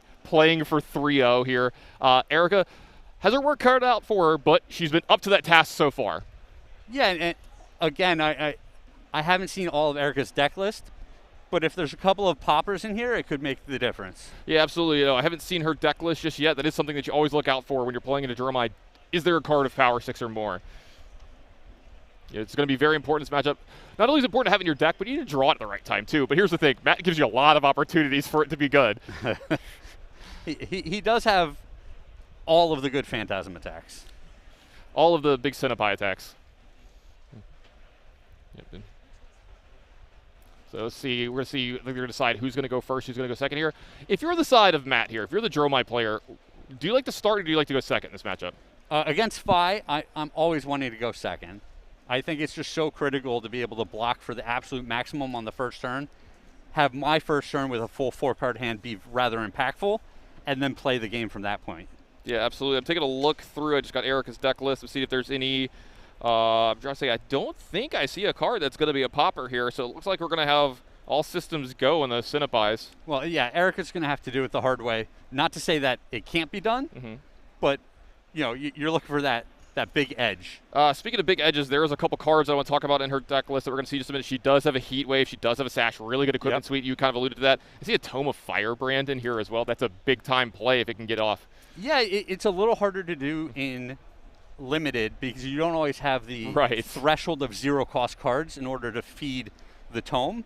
But, yeah, if you can do that, that is a powerful play in Constructed, which means it's really, really powerful in Limited. Yeah, absolutely. I haven't seen it happen too much in Limited. I've passed it a lot when I've been in 5, but I will say this. When it happens, it feels real bad when you're on the other side of the table. Oh, yeah. Yeah. So there you see Matt and Erica trying to become one of those few 3-0 drafters. Come here, just putting yourself in that great spot going into those classic constructed rounds like I talked about. This is the dream, starting off the Pro Tour with a 3-0 draft. And I think even being 2-1 is a good launching pad. Oh, absolutely. Yeah. Like I said, when we started the day, you want to win your first round. And then you want to have a winning record coming out of your draft pod, and then you want to make day 2. Yeah. And they're both in just fantastic situations to do that. And speaking of fantastic, I take a look at these equipment suites from both the players. Not only these good decks and great players that each have a full equipment suite, this is going to be a fully powered matchup. Yeah. You know, we've jokingly called Matt Rogers' deck a blitz deck, but he even said it himself. This might be the best deck he's ever drafted. Looks like we're starting up for our first turn, and I do think Erica is going to be starting us off here. See how she wants to construct her first turn. Yeah, when you're on the play with Phi, you hope to leak 2, 3, 4 damage on the first turn, but if you're not going to have that much impact, you want to make sure you arsenal a card so that you have a very big second turn coming. Yeah, well, we talked about that in the game that we did in the first round. If you leak through any damage turn 1 and get an arsenal set up, I feel like it's a win for you as the Phi player. Yeah, absolutely. You're not going to get through a big turn. Like, you're not getting through 9 on turn 1 unless you have one of those hands that somehow attacks 4 or 5 times with, like, all kinds of crazy stuff happening. Yep. But that's just not going to happen very often. So you're trying to set up for that really big second turn attack while having an arsenal possibly, if you can get multiple. Oh, let's go ahead and get started. We're going to attack in for 3 here and a snap block from Matt Rogers for 3. Like you said, all these cards are extra on the first turn.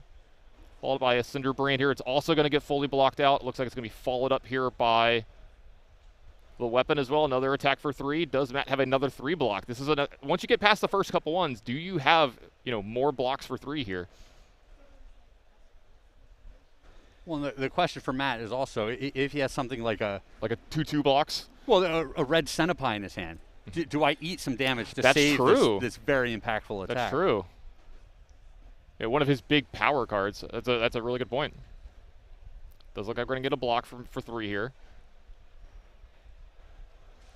And does Erica want to commit another card here? We still have got that flame. Yep, she's got the flame, and I believe she has a lava burst as the last card in her hand. Now, see, that's one that actually can push damage through. There we go. So, yeah, and here's the thing. I think Matt's going to block this always because he thinks the arsenal's coming. So if this is a lava burst, and it is, this is for a lot of damage either. That is a full 5 getting through for Erica. So that is a great turn. Here's the thing. You don't get an arsenal, but you've got Matt down to 15. Yeah, and obviously the most this lava burst is going to deal is 5, so you might as well play it here, get the full 5. Yeah, absolutely. This is one of those crazy first turns I talked about where you get to attack field 5 times almost. All right, let's see. Is Matt up to the task here? Let's see what kind of big turns he can get. Like we've talked about, this deck is very, very good, but Phi can keep up with the best of them. Well, and Erica had that first turn where you take all of your opponent's hand. So Matt didn't get to keep any special particular card in order to set up this turn. Yep, looks like we're going to start off with an Ember Maw. So this is going to be Matt's only attack this turn, and we see him pitch the extra red just to cycle his hand and produce an ash along the way. Yeah, I think it's something that players don't do enough in Limited is sometimes overpitch, pitch the extra card away just to kind of filter through your hand a little bit here. Also, he gets an ash for his troubles here as well. Yeah, this is attacking in for 7, a big attack here, like we said. Unless I miss, there's a chance I might have read the deck list wrong, but it looks like I don't think Erica has any of those 6-power poppers in her deck list. So these are going to be coming in for just large chunks of damage. So let's see if she even wants to put a defense up this turn. And, you know, in my book, this is a bad turn for Matt, and he's still attacking for 7. Right. This is a like a very basic, very calm turn for his deck. Well, he started with a full 4-card grip.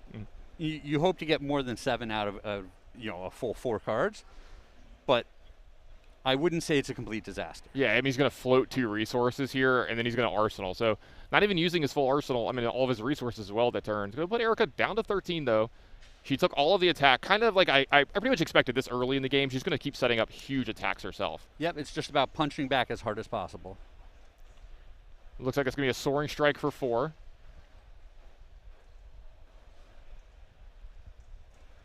This is one of the ones that actually has an on hit that can be relevant sometimes, you know, if you have a generic attack in your hand or something like that. Yeah, there's certain cards like, I don't know, a Scar for a Scar that does not always have Go Again that you would love to give Go Again. I think I might have saw a Flex in her hand as well, so that's something that could possibly... Yep, that would be a nice one. So it does look like it's going to hit. Let's see if that trigger is going to come into play. 1 resource floating as well for Erica here.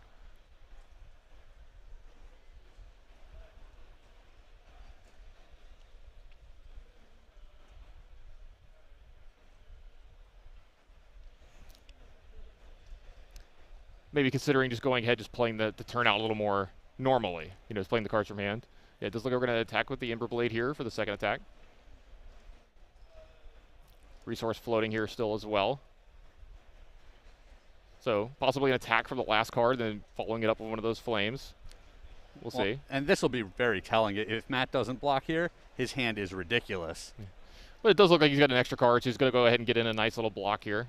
And his hand still has, if you're blocking with this card, your hand still has to be ridiculous. Yeah, and so that resource is going to be used to go ahead and activate Fi's ability, get the Phoenix Flame out. Oh, I spoke too soon. This turn is not over. This is going to be followed up. Oh, this is a sweet one. I actually like this card a little bit more than most people, though it is hard to activate. This is going to deal 2 damage as it's played, and then it's going to be attacking as well. Yeah, on the end of a 4-attack chain, it's a 1 for 5. Pretty powerful. That's the hardest part about Searing Touch is making sure you get that Rupture trigger. But when you do, this card is pretty great. And it also says 2 damage to any target, so in matchups like this, it could be really relevant because it could shoot down dragons and Ashwings.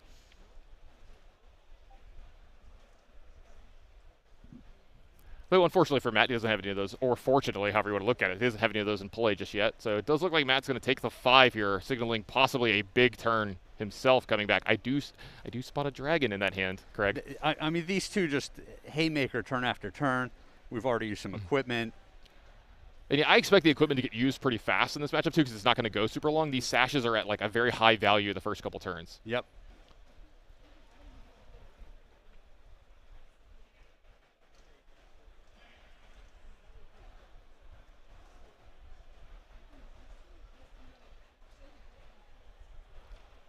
Yeah, so sweeping blow here, attacking for 3 from Matt. Second Ash made here this turn is very important with that dragon in his hand. He has a resource floating as well. Well, and Erica might be in this position where she can just ignore, you know, Matt's already at 5, right? So Erica might be in a position where she can just ignore these attacks and just put on enough pressure to eat Matt's hand each turn. Yeah, I'm taking a look at Erica's hand. I think I see a trade-in and a respite here as well, so maybe a little bit more of a, a slower defensive hand here as well. So maybe we see a turn where she might take some time off, get some defense going, possibly, and then maybe attack back with what she's got left over. Sure, and this might be the lapse that Matt needs to take over the game. Yeah, this is a good thing. I see like I think a Ronin Renegade behind that as well. Well, that's a good card. It's not, when you don't have the rest of the stuff in your hand, it's one of the ones that kind of sets up big turns. All right, well, here comes that dragon. We'll see which one it is.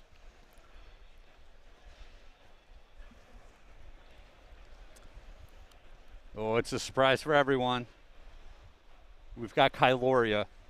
4 power, draws a card on hit, has Go Again.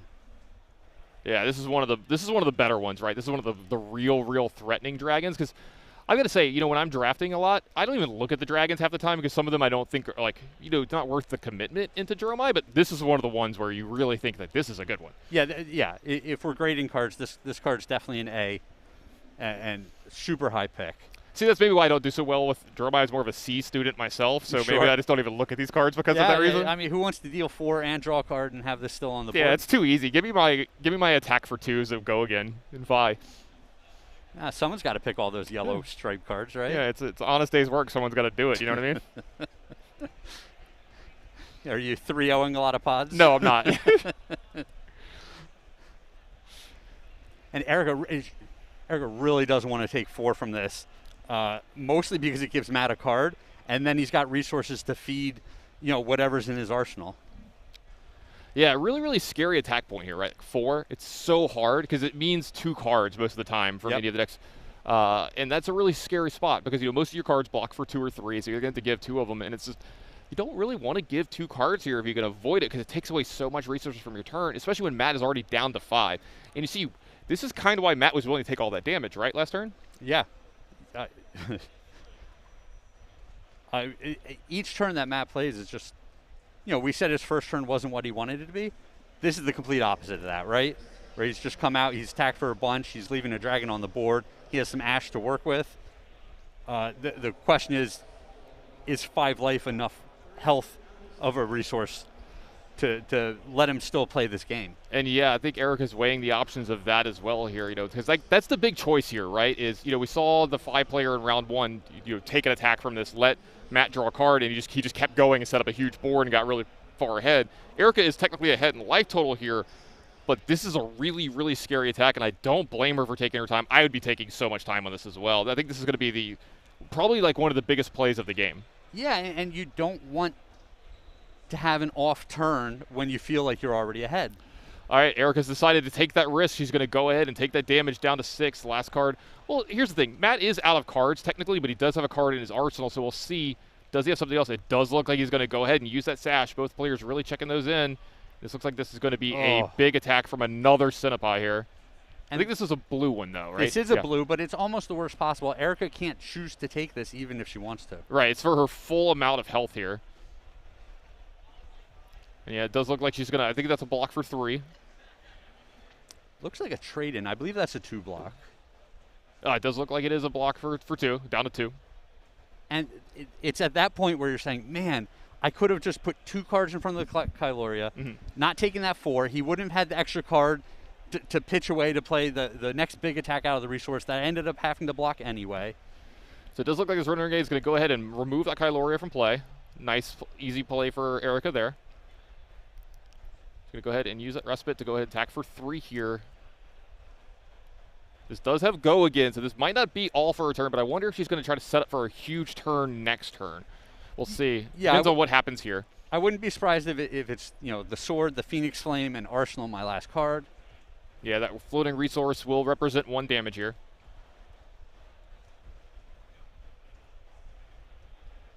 Looks like we are going to get a block from Matt here. Go ahead and stop the sword. It does look like is this a critical strike? I like that. Yeah, 1 for 5. Yeah, foregoing the Phoenix Flame to get in for a big attack here. I actually like this a lot because Matt is down to 5. This represents at least 1 card, if not 2, from his hand. Well, and Erica recognizes that, she has to strip cards out of his hand here. She can't just go into this defensive blocking 2-3 attacks each turn because she'll never be able to pressure him enough. Yeah, it's a lot. You and I have talked about this before about playing to win instead of playing not to lose here. And so that's what happened last turn. I think that was a great read by Erica to take that attack from that dragon, take a bunch of that damage, take the risk. It ended up getting punished really hard by having a Cinnapai come in behind that for a ton of damage. But there's not really much you can do there. You have to try to win the game. If you're always trying to not lose, sometimes you won't find the line that gets you into a winning position. So we did get some blocks here from Matt. Let's see what kind of turn he's going to have. It looks like it's going to be a big attack from a flex. This is nothing to sneeze at, though. This is for 6, so Erica needs 2-3 blocks in her hand here. Otherwise, this gets real awkward. Well, a 3 and a 2 leaves her at 1. Yeah, leaving you at 1, though, against Dromai, it's kind of like the problem. I don't like to go to 1 versus Dromai or 5. You never feel super comfortable there. Yeah, that's fair. That's a fair point. That Silk Form is still just sitting there on the board. I'd be a little worried about that. Yeah.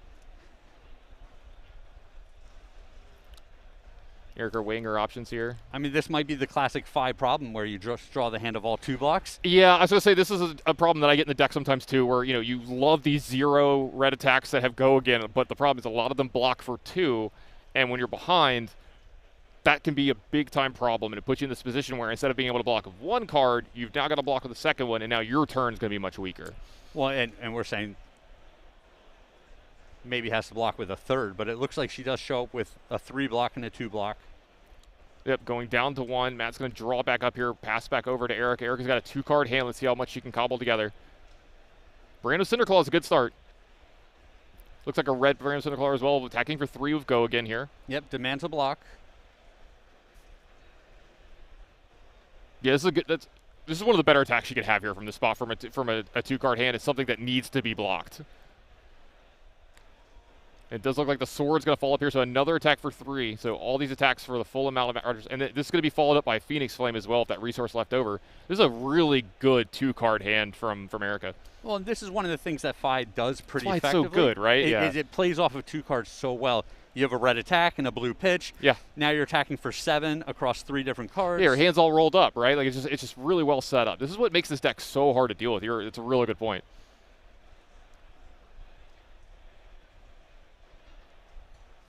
Matt counting it out, trying to figure out what he's going to do in his turn. I see a dragon poking around in his hand there, so he's trying to figure out, can I keep this dragon around possibly to do that next turn as well?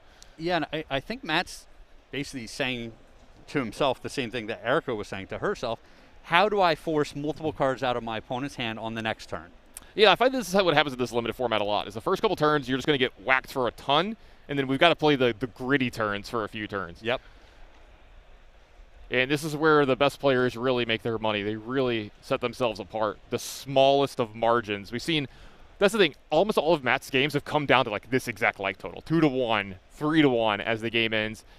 Even with his deck as good as that, he still has to walk that razor's edge of what can I block, what can I not block, how close can I come to death. Because here's the thing, Matt's effectively at 2 here. Like that Phoenix Flame is going to attack after this, and he's probably not trading a card for it. Well, and it's also worth pointing out, they both have a bunch of equipment still. You hate so that Phoenix Flame might come in for 2 here. Yeah, there's the heat wave, but even thinking defensively, you hate for the game to end and you haven't used some of this equipment. Oh, that's the worst feeling ever in Limit is when you have equipment left over that have abilities. I never want that to happen. So let's see, is Matt going to take this too?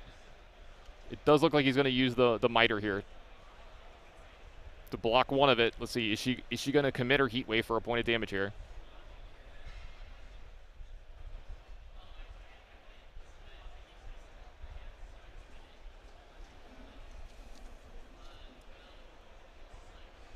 I'd be inclined not to use it here. Just in case you draw one next turn? I mean, it'd be pretty bad to draw one anyway. Those cards don't block, so I don't even know if she makes it out of that turn. No, that's fair. That's the other bad feeling. When instead of drawing with the 2s, you draw the Phoenix Flames that can't block. That's why I've really liked not playing the full 3 Phoenix Flames in most of my builds of Phi now, just depending on how my deck's built. Some cards really incentivize you to play a ton of them, but when I started realizing I don't have to play 3 Phoenix Flames, some of my decks actually felt a lot better. Yes. Well, it's funny. Yeah, some decks want the full 3. You're allowed. You don't have to. Some decks just want the 1. And look, that's just an arsenal and a pass. Oh wow, this is a big opportunity for Erica. Yeah, I mean, she's got to be super happy about this arsenal. This is going to be a red attack with go again. This is a Rising Resentment. This is for 3 with go again. This has got to be pretty scared for Matt Rogers here. In fact, I think Matt might have been trying to bait her into using the Heat Wave last turn just to kind of get that extra value out of it. And he would have been much happier going into last turn with the Heat Wave. This is a Brando Cinderclaw, another free attack for 3 with go again. This is getting really, I'm sorry, this is going to 2-1. This looks like a yellow one, I'm sorry. This is still really scary for Matt. It's for 2, but like you've said, you don't want to go to 1 against these decks. I mean, he can't even go to 2, honestly, if he doesn't have a card left over because of the Heat Wave, like you were pointing out. So it looks, we've got another attack for 3. I think Matt might be in trouble here. Yeah, he seemed to give that little shrug. Yeah, you can read his body language if you've seen him play enough a little bit. Like he's a little more worried and less sure that he was a turn or 2 ago. I think this is one of the hands he didn't want to see, though, the ones that start out with the 2 free attacks. Oh, that's a good one to have in arsenal. There we go. It's a sand cover, going to go ahead and ward up a lot of this damage. So 2 cards left over in his hand here. There is a free Phoenix Flame possibly coming and a card left over for Erica's. I think she would like to get all of the cards out of Matt's hand here this turn, so we'll see if that's going to be able to. So, right now we've got attack for 1. Looks like Matt's just taking 1. And that's going to be it. Erica's going to arsenal up that last card. So, Matt making it out of that turn with 2 cards. Oh, I'm sorry, she closed the chain. Oh, wow. Yeah, closed the chain and then added this to her hand and is going to attack for an amount of 2. Yeah, there we go. This needs to be blocked. And this might have put Matt off of blocking altogether. Off of attacking on his next turn altogether. Yeah, I mean, I think Matt was very happy with the way that turn went. At the end of it, he's like, yeah, I'm going to have 2 cards. Yep. Erica's like, oh, wait, there's more. Yeah, no, the turn's not over. Just closing the chain. Just cleaning stuff up, you know? Need this Phoenix Flame in the graveyard. Yeah. Just doing a little spring cleaning, you know, just got to sweep the stuff off to the side here.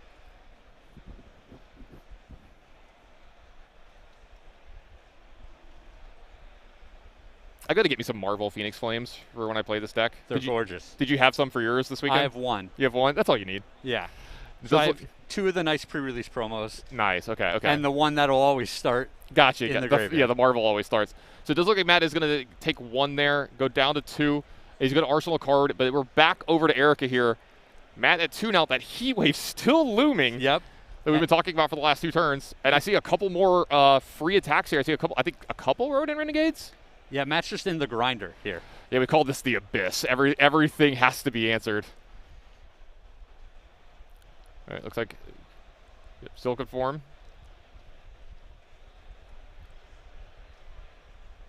Yeah, and this is great out of Matt, being able to pitch 1 blue card here and potentially preventing 3 separate attacks.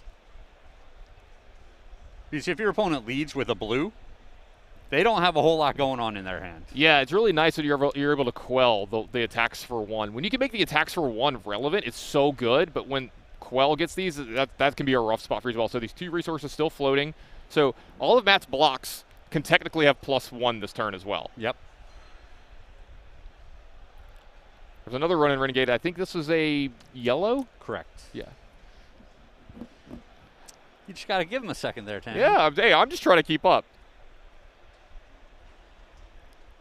Another block from Matt here. Yeah, Matt's taking no chances here. Yeah, 1 card left in his hand, 1 card in arsenal. Erica really doesn't want to let him have that card left over. So here we go. This is an attack, and this threatens lethal. So, okay, so I think Matt is saying, fine, I'll quell it. And then if you want to get through 1, it's going to cost you your Heat Wave here. Great turn from Matt here. It's going to leave him with a card and an arsenal most likely, but we'll see if Erica has anything behind. She's been very tricky with how she's set up her turn. She's been sequencing extremely well. Yeah.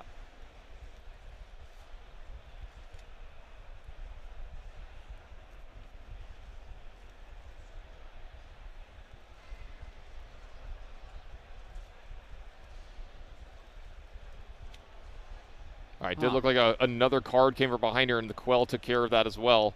That's very interesting because I feel like she could have just arsenaled that last card. Yeah, I definitely feel that as well. But this was the nightmare scenario with the 2 cards that were left over. A Centipede was set up in the arsenal here, and that's going to come in for Matt Rogers for 8. This is going to demand probably the entire hand from Erica if she can even survive this. And the story of this game might just be that equipment last turn that was able to block 3 separate attacks. Yeah, when Quell is good, boy, is it really, really good. It's very good against Phi when you have the Quell for 1 with, you can just pitch a blue and probably save 3 life over, because they go so wide, right? And it does look like we're going to get the full grip all from 2 Erica blocks. here. Unfortunately for Erica, all 2 blocks. So we're back over to Matt here. 4-card hand. He's only got to get through 1. We haven't seen an Ashwing from him yet this game. Well, and he used his equipment, but he didn't have the ash floating around to transform. Yeah, unfortunate for him. That would have been game-breaking, it seems, at this point. So it does look like you're going to get another Centipede. There's another attack for 8. Erica put on the back foot yet again. Last turn took her whole hand to block this 8. Let's see how much it's going to take this time. And this is a little interesting because Matt didn't overpitch with one of his red cards to leave an ash behind. Yeah, it looks like we're going to have 3 blocks here.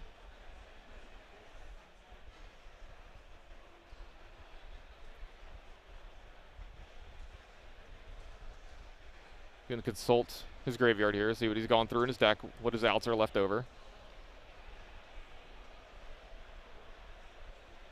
Looks like we're going to have an arsenal and a pass. Erica with a card here. She might even be able to attack this turn possibly, or at least set up an arsenal to possibly get a turn. And I think what Matt was thinking about there is, could this game potentially come down to decking? Yeah, because I think he's getting kind of low. Well, I think they both are. Yeah. They've both just made the maximum number of attacks and blocks almost every turn. Yeah. It does look like an attack does come through there. He's going to trade for a card out of Matt. Yeah, Erica just drew her last 4 cards. Oh, wow. Okay, so we're done with the deck here for Erica. Couple cards left over for Matt. All right, looks like we've got an attack for 2 here, just demanding a card out of Erica's hand. She cannot take any damage this turn. I see a respite. Here's the hard part. Yeah, she could probably block this turn to stay alive, but then you're out of cards. Yep. What are you going to do to present damage back for Matt? And I wonder if that might have been Matt's idea over the last few turns. Sure, and I wonder if there was a point where Erica could have been, pitching cards to prevent damage so that they were still in her deck later in the game. Yeah, I think that's the difference here. You're going to see the Quell coming into a lot of difference as well. Now she's actually going to go back up to 2 here. The rest of it's going to prevent that damage. Plus, since her life total is lower, it's going to gain a life here. But we've got which one is that one? Yeah, the 4 power. Yep, yellow strip. Yeah, is coming in. And this is going to demand multiple cards out of Erica's hand. I think this is going to spell the end. Because we see the card in the pitch zone is an attack reaction.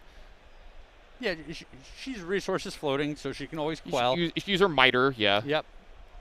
She's got quell. And like you said, she's up to 2, so she can let 1 leak here. Yeah, she's up to 2, but I was going to say, you don't have to have a block 3, but just how do you cobble together a win from here? That's the hard part. The question, like you're saying, you can live through this turn potentially, but what do you do after that? Yeah, she's like, how many cards do you have? He's like, I've got 3 plus my arsenal, plus this pitch, so he's got a full hand coming next turn. Yep.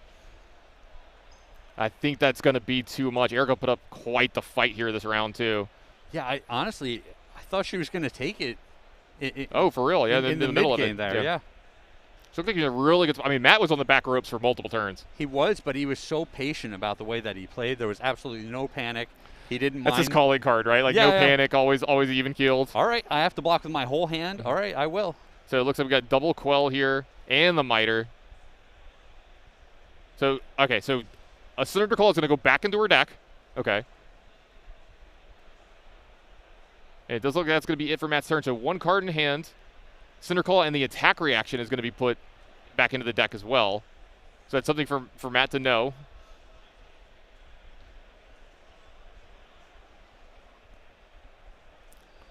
All right, not done with the turn just yet. Do the little cleanup thing. All right, so it looks like we're going to attack for 3. The only thing that Erica had left was a blue. You know what? This is a nice turn. If she's good down to 1 card, at least she gets to attack for 3 here and keep the card in her deck. Yeah, but I still just don't know how this is going to be enough. Yeah, she's down to the last 3 cards in her deck, like you said. I think it's Brand of Cinder Claw, the attack reaction, and I'm trying to remember what the last one was. But Matt should have perfect information here of what her hand is. Yeah, she's at 1. He's coming in for 7. Yeah, another huge Cinebuy. This is the big thing we talked about. We talked about why Matt's deck is so good. He's just got so many copies of these cards right here. Yep, block with all the cards left over. And there's the handshake. Matt Rogers is going to move to 3-0. Erica is going to go down to 2-1, but what a valiant effort from her, and what a great showing in this first pod here today. Well, we didn't even talk about it. There was a chance, if Matt didn't have any more attacks left in his deck, that he couldn't kill her. He doesn't have a weapon that he can swing with. Absolutely. That is a thing that actually could have possibly happened with that deck. He showed it at the end. He said, yeah, I had 1 more left. Right, A little bit left in the tank. And, man, just showing the patience, weathering the storm on some of those really big turns, and comes out of it 3-0. Yeah, absolutely. Like you said, I was really about to say there was a 2-turn window, I think, there in the middle of the game where I was like, I think Erica's going to do this. She's going to slay the Giant and go to 3-0. But I think Matt would have been pretty disappointed with a 2-1 with that deck. And he got brought to the end as well. Yeah, he got a little bit lucky when Erica drew that one hand that was almost all blues. Yeah. And he was able to just pitch 1 card to stop 3 separate attacks through the Quell. And that was the turning point in the game. Yeah, Erica had a bunch of really good attacks the first, I think her first 2 or 3 turns attacking, we were very efficient, very good. And there's a turn where, there's a trade-in, there's a respite, and, she just didn't really get to push that advantage. And I think if one of those 2 cards is different, one of those turns, we might have had a different outcome in this game totally. But, like we said, Erica down to 2-1, probably still pretty happy with that first draft of a Pro Tour. With the opponents she played against. Yeah, absolutely. Michael Hamilton and Matt Rogers? Yeah. And then Matt Rogers expected. It's nice to him that he didn't fall to the caster's curse that I gave him. But so Matt Rogers is going to move to 3-0. Plenty more flesh and blood for you today. If you want to watch Matt draft this 3-0 deck, that's going to be coming up right after this break. So make sure. Oh, it looks like we're going to do the draft view now, actually. I apologize. So it looks like we're going to actually go through this. Oh, so jump in it. I apologize. We're going to go through the draft metagame here. Cannon. So we're going to go ahead and pull this up. The old bait and switch on us, Yeah, they got me really, really good. Sorry about that. But this is kind of what I expected. You're going to have a little bit more Fi than the other two. You know, we're talking about the ideal setup. It doesn't have to be this way, but the ideal setup at the table is 4-2-2. Yeah, and you know, looking at this, once you go into like a 300-player field, 350 players we're talking about, things basically shake out the way that you're expecting them to. There's no big outlier here with one hero just not getting any love. Fi comes out on top. Dromai and Icelander almost neck and neck. It's basically what we were expecting. Yeah, right. Like you see a bigger number next to 5 than the other two, right? But I think this is actually a very well-balanced. This is how it's supposed to be. Yes. Like this is just how the format's supposed to look. So it's nice to see that. You know, not only are we correct at our session, but like that's how it's kind of worked out as well. And I expect that to happen at the Pro Tour with players of this caliber. You come in with some assumptions, what you think goes on, what you think should happen. And then some people have a different opinion, or they have a different, it's just been different for them when they've played it out. But in aggregate, the best players in the room are confirming what we thought was the case. Yeah, absolutely. And like I was saying, don't worry, we're going to be going to a break in just a second, but when we come back, Flake and Roman are going to actually do the draft. Are you sure? Yes, I think I'm sure this time. I apologize. But don't go anywhere. We'll be right back with more Flesh and Blood.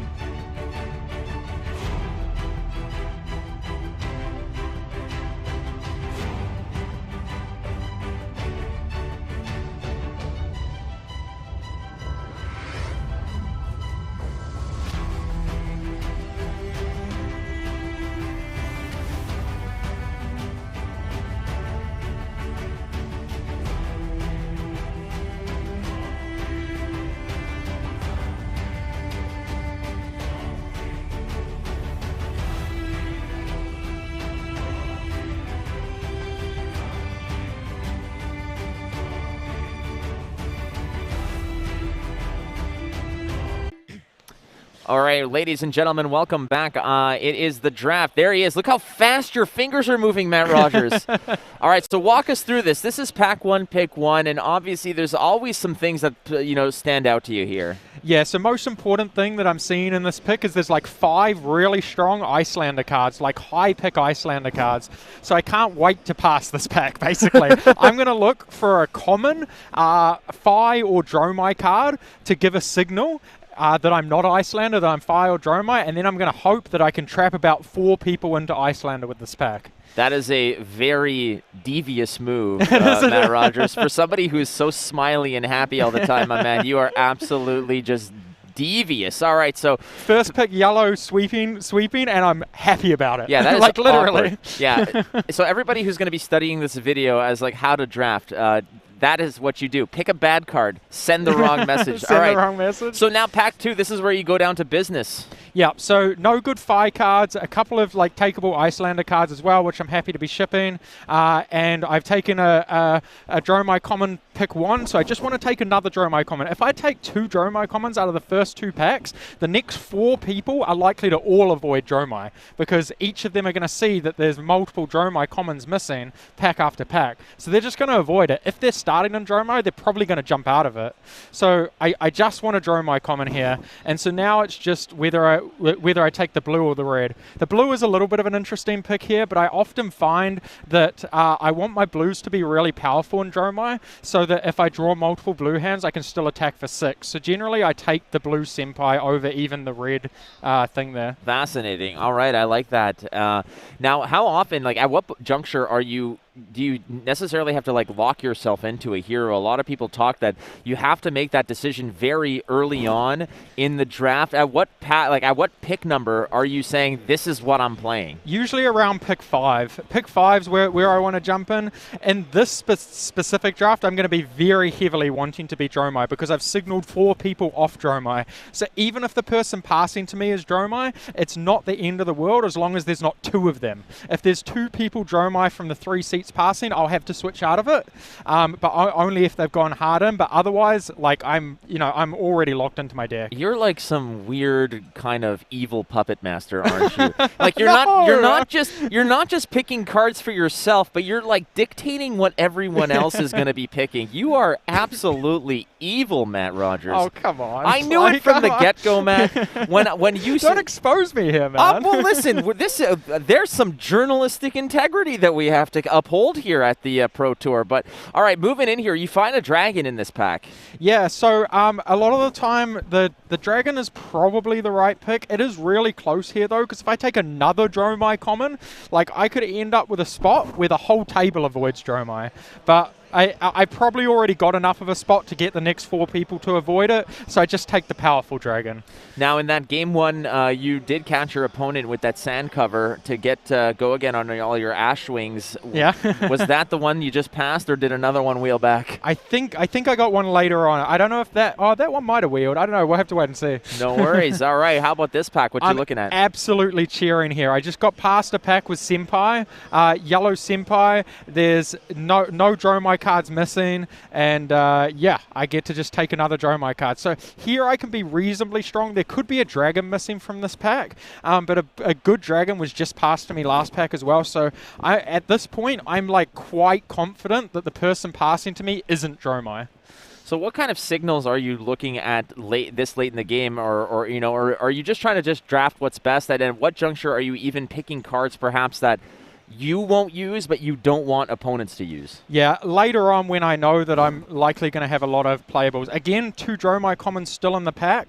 We're kind of cheering at this point. It's very because Dromai wants so many commons. It's a deck where people draft the commons quite highly. So if somebody's in Dromai, you would expect one of those commons to be gone by now. So I'm thinking at this point it's quite likely that the 2 people passing to me aren't Dromai, and the 4 people I'm passing to probably switched off it even if they were. So starting this Pro Tour here, I mean, you put a lot of work into practicing and preparing for CC. If you were to sort of give it a ratio or a percentage of how much you were practicing and preparing for CC versus draft, how much of your time went into, setting up draft? 70-30. 70% CC, 30% drafts. Still did a lot of drafts. But yeah, drafts are just more about trying to work out archetypes and things that people weren't quite on, and trying to figure out the best way to, just try to signal a table. All right, so now this deep in, your confidence level, you're solidified obviously on Dromai at this juncture. Literally, I open this pack and I'm like, oh my gosh, I think I'm going to be the only Dromai at this table. If somebody doesn't jump in now, I'm going to be the only Dromai at this table, and I'm just going to have full pickings of everything. So passing over here, again, you're feeling super confident. Are you kind of settled on what everyone else is playing at this juncture? Do you feel like you, at least maybe not specifics of like this seat is playing whatnot, but the numbers more or less? So this pack tells me what the table's doing, right?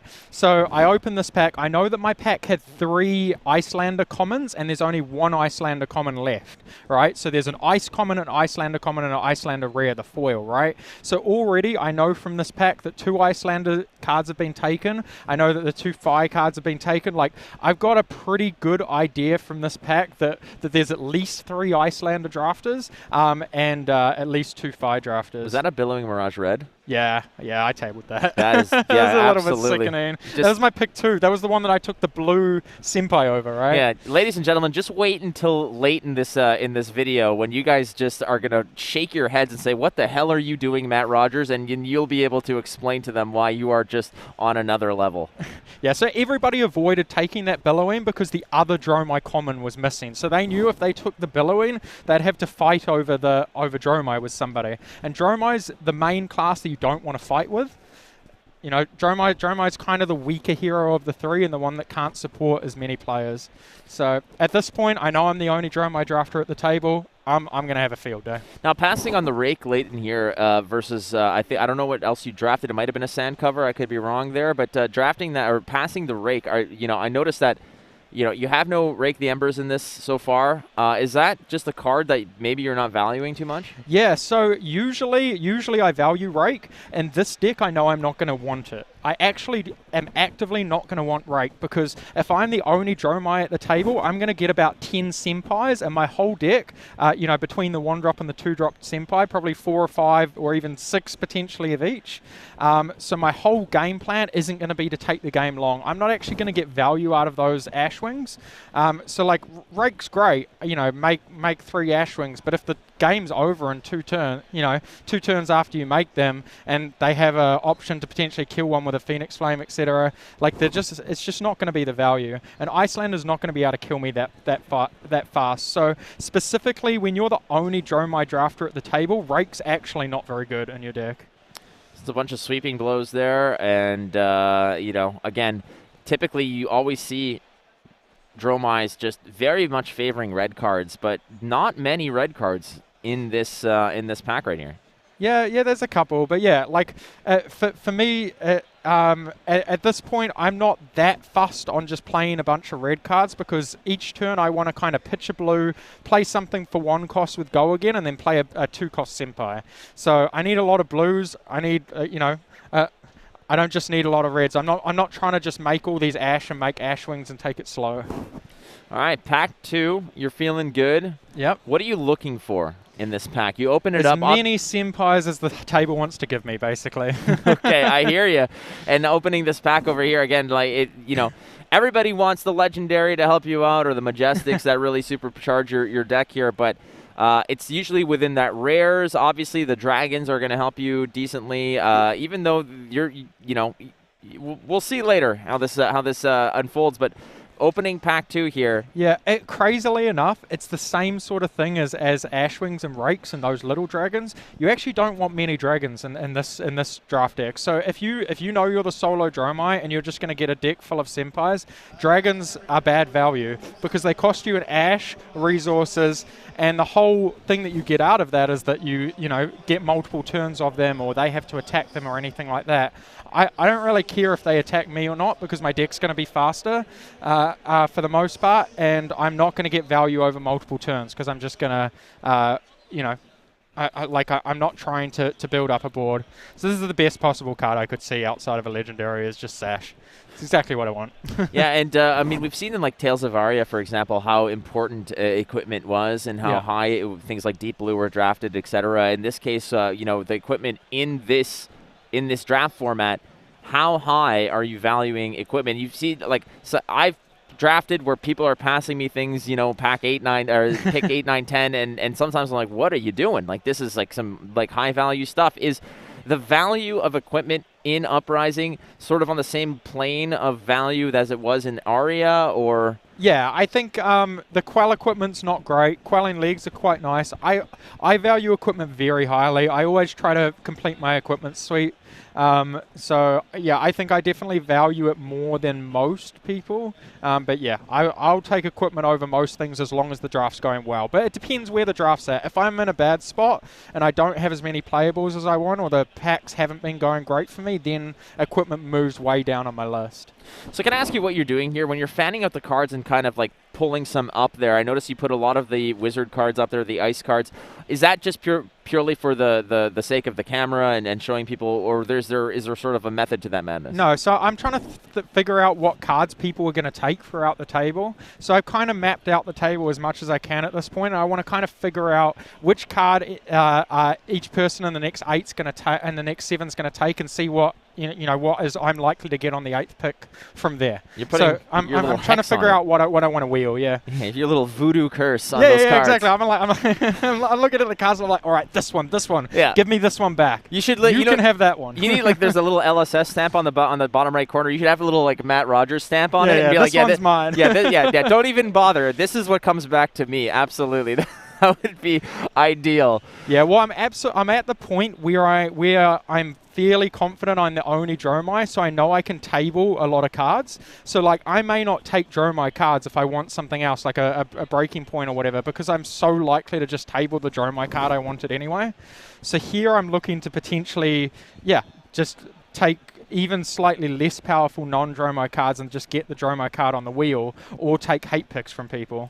Now, the other aspect of this is the pack you open, you're basically only getting 2 picks out of the pack that you're ever going to open, right? Based on like just the fact that there's 8 people, there's 14 cards in the pack. You're picking, you're passing, you're never going to see it after the second time it wheels around. Drafting, and the other thing that is important here is neutral cards, like the generic cards in this, they must be at high value. Which are the best generic cards? You hear red scar for a scar, but popping cards that can anything reach 6. that pops is great. So yeah, I take the flex as a hate draft here because I don't want to give people 6 powers, and I'm pretty sure I'm going to table the red dust up, which is what I want out of that pack. So yeah, I can use this pick on a hate pick. I'm basically so far ahead on playables because this pod's so open to me that I can use up multiple picks on things to hate my opponents. Like Singe. Red Singe, very good against me. I want to take that right out of the draft. I ain't passing that. But so you're talking about you're probably not necessarily going to go down in a dragon plan. Ashwings are not necessarily your focus, but at the same time, like you mentioned, if there's 2 cards in this that you want, you take the card that is probably going to get drafted from someone else that's going to be played against you, knowing that it's going to wheel back in your sale. Not knowing I'm going to wheel the card I want. So even if my game plan isn't specifically Ashwings and stuff, versus Icelander, I often can get into spots if my draws are a little bit weak where I have to kind of pivot over to an Ashwing game plan, and Singe just blows that out. Is it tough being like this evil and this like manipulative, is it like do you sleep well? I just sit there stroking my cat. Yeah. Literally, I just sit at home stroking my cat here comes Pro Tour 1. I was going to say, yeah, all right. Hashtag Matt Rogers stroking is not what we want trending right now. But it's the truth, damn it. It is absolutely the truth. But I'm telling you, this is so important. This is, again, I'm not a great drafter. I draft a lot. I wouldn't say I'm a great drafter. To me, I see if I'm on Dromai, I see a red rake the embers. In my head, it's like and a dragon. And a dragon. I'm like, how did I get this lucky? But I'm dust up, baby. That's what I'm saying. This is where that sort of chasm between our skill sets are completely different. The work you put in to learn the draft, to understand it, and read the table that way, that red Rake the Embers would have been a snap pick for me. But for you, you're like, we don't need it. Adios. Yeah, well, the dust up's actually perfect for me because if my draws are going bad in a game and I'm falling behind, that is, I'm just drawing a bunch of blues and yellows and I'm not able to get things going. I can just block out and then just play a dust up for 4, and they either 2-card block it or they take 4 and give me an Ashwing. So it's a great card when I'm losing. So right now I want cards in my deck that are good when I'm behind. There's another helpful one as well, and these are all cards that you're never going to see again. And this is the situation, I guess, where you're passing, you're passing dragons as a Dromai and feeling good about it. I'm feeling good about it. Yeah, I don't want dragons. Dragons were so 2 weeks ago, friends. Unless they're Kyloria. I definitely want Kyloria. All right, so there you go. I think that's Kyloria. You had it. I think I just tabled a Kyloria. You just kind of show it to the camera and be like, hey, rewarded. All right, so we're 2 packs deep over here. Oh, no. Kyloria I took early. That was a Mirage. So we're 2 packs deep into this draft. You got a few cards left over here, and you're still getting fed. Yeah. So now that I see this break point, I am certain that there is 4 Icelander drafters in this table. I know that there are 4 Icelander drafters for absolute sure, and that because I know I'm the solo Dromai, that means there's 3 Phi drafters. So now I want to be positioning my deck for.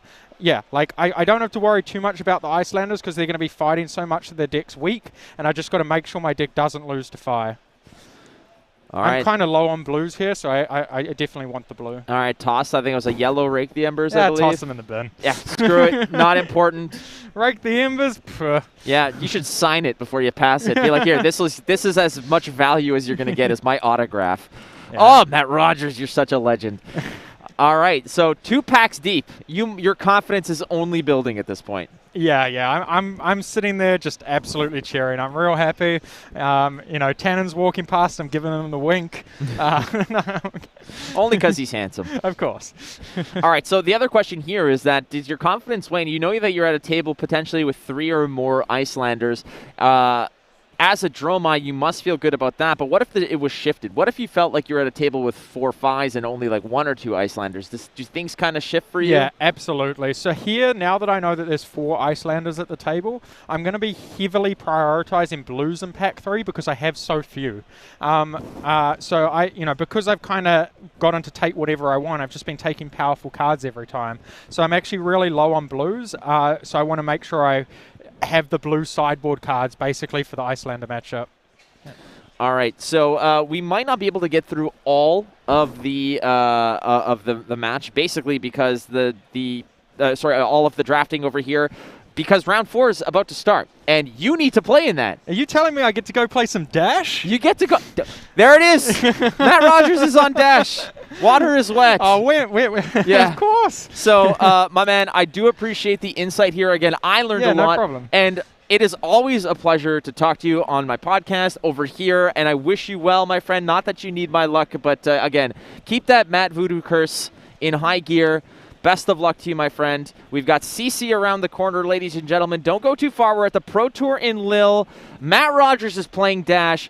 I'm feeling good. Romain is just sturdy as ever. We'll be right back.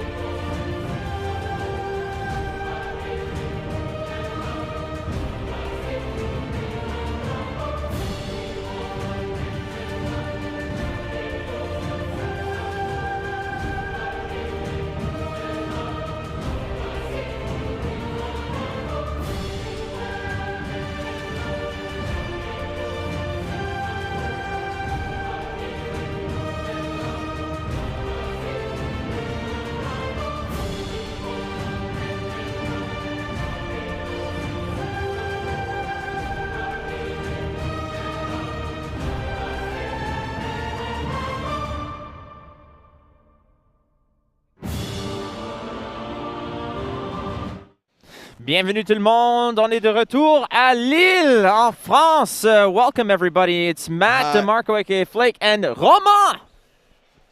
And we have a treat for you now. Oh. I am so happy to be back for this game. I actually insisted. I wanted to cast it, absolutely. Yeah. Because, can you tell us? Well, okay, so here's the deal. Basically, what was happening was when we were deciding, all right, like we did the draft breakdown with Matt Rogers, everything's good, and all of a sudden we're like, all right, what's the next matchup? And Tannen's like, all right, who here knows Bolton very well? And Romain's like, Bolton?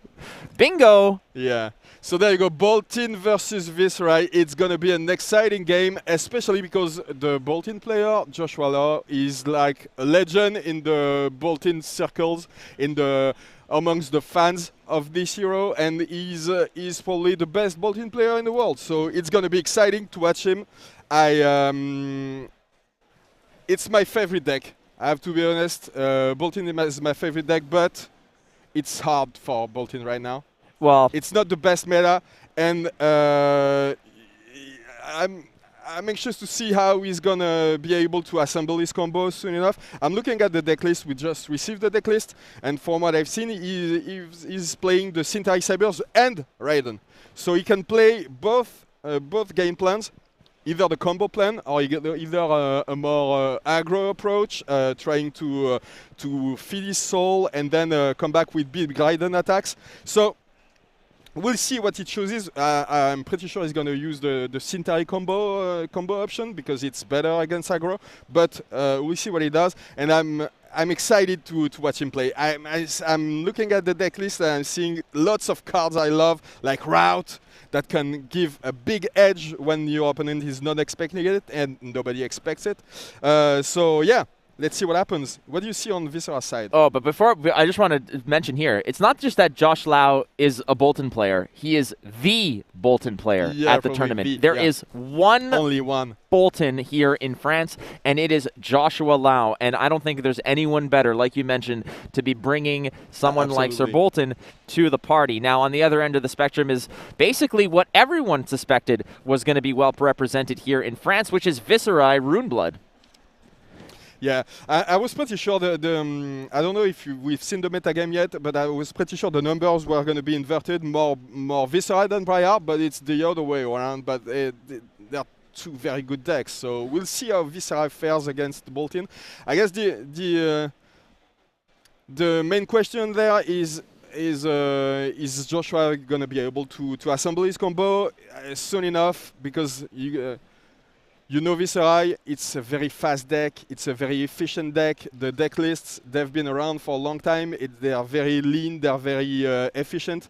So there's not a lot of room for error on Bolton's side, so he needs to block well and to keep feeding his soul until the combo is assembled.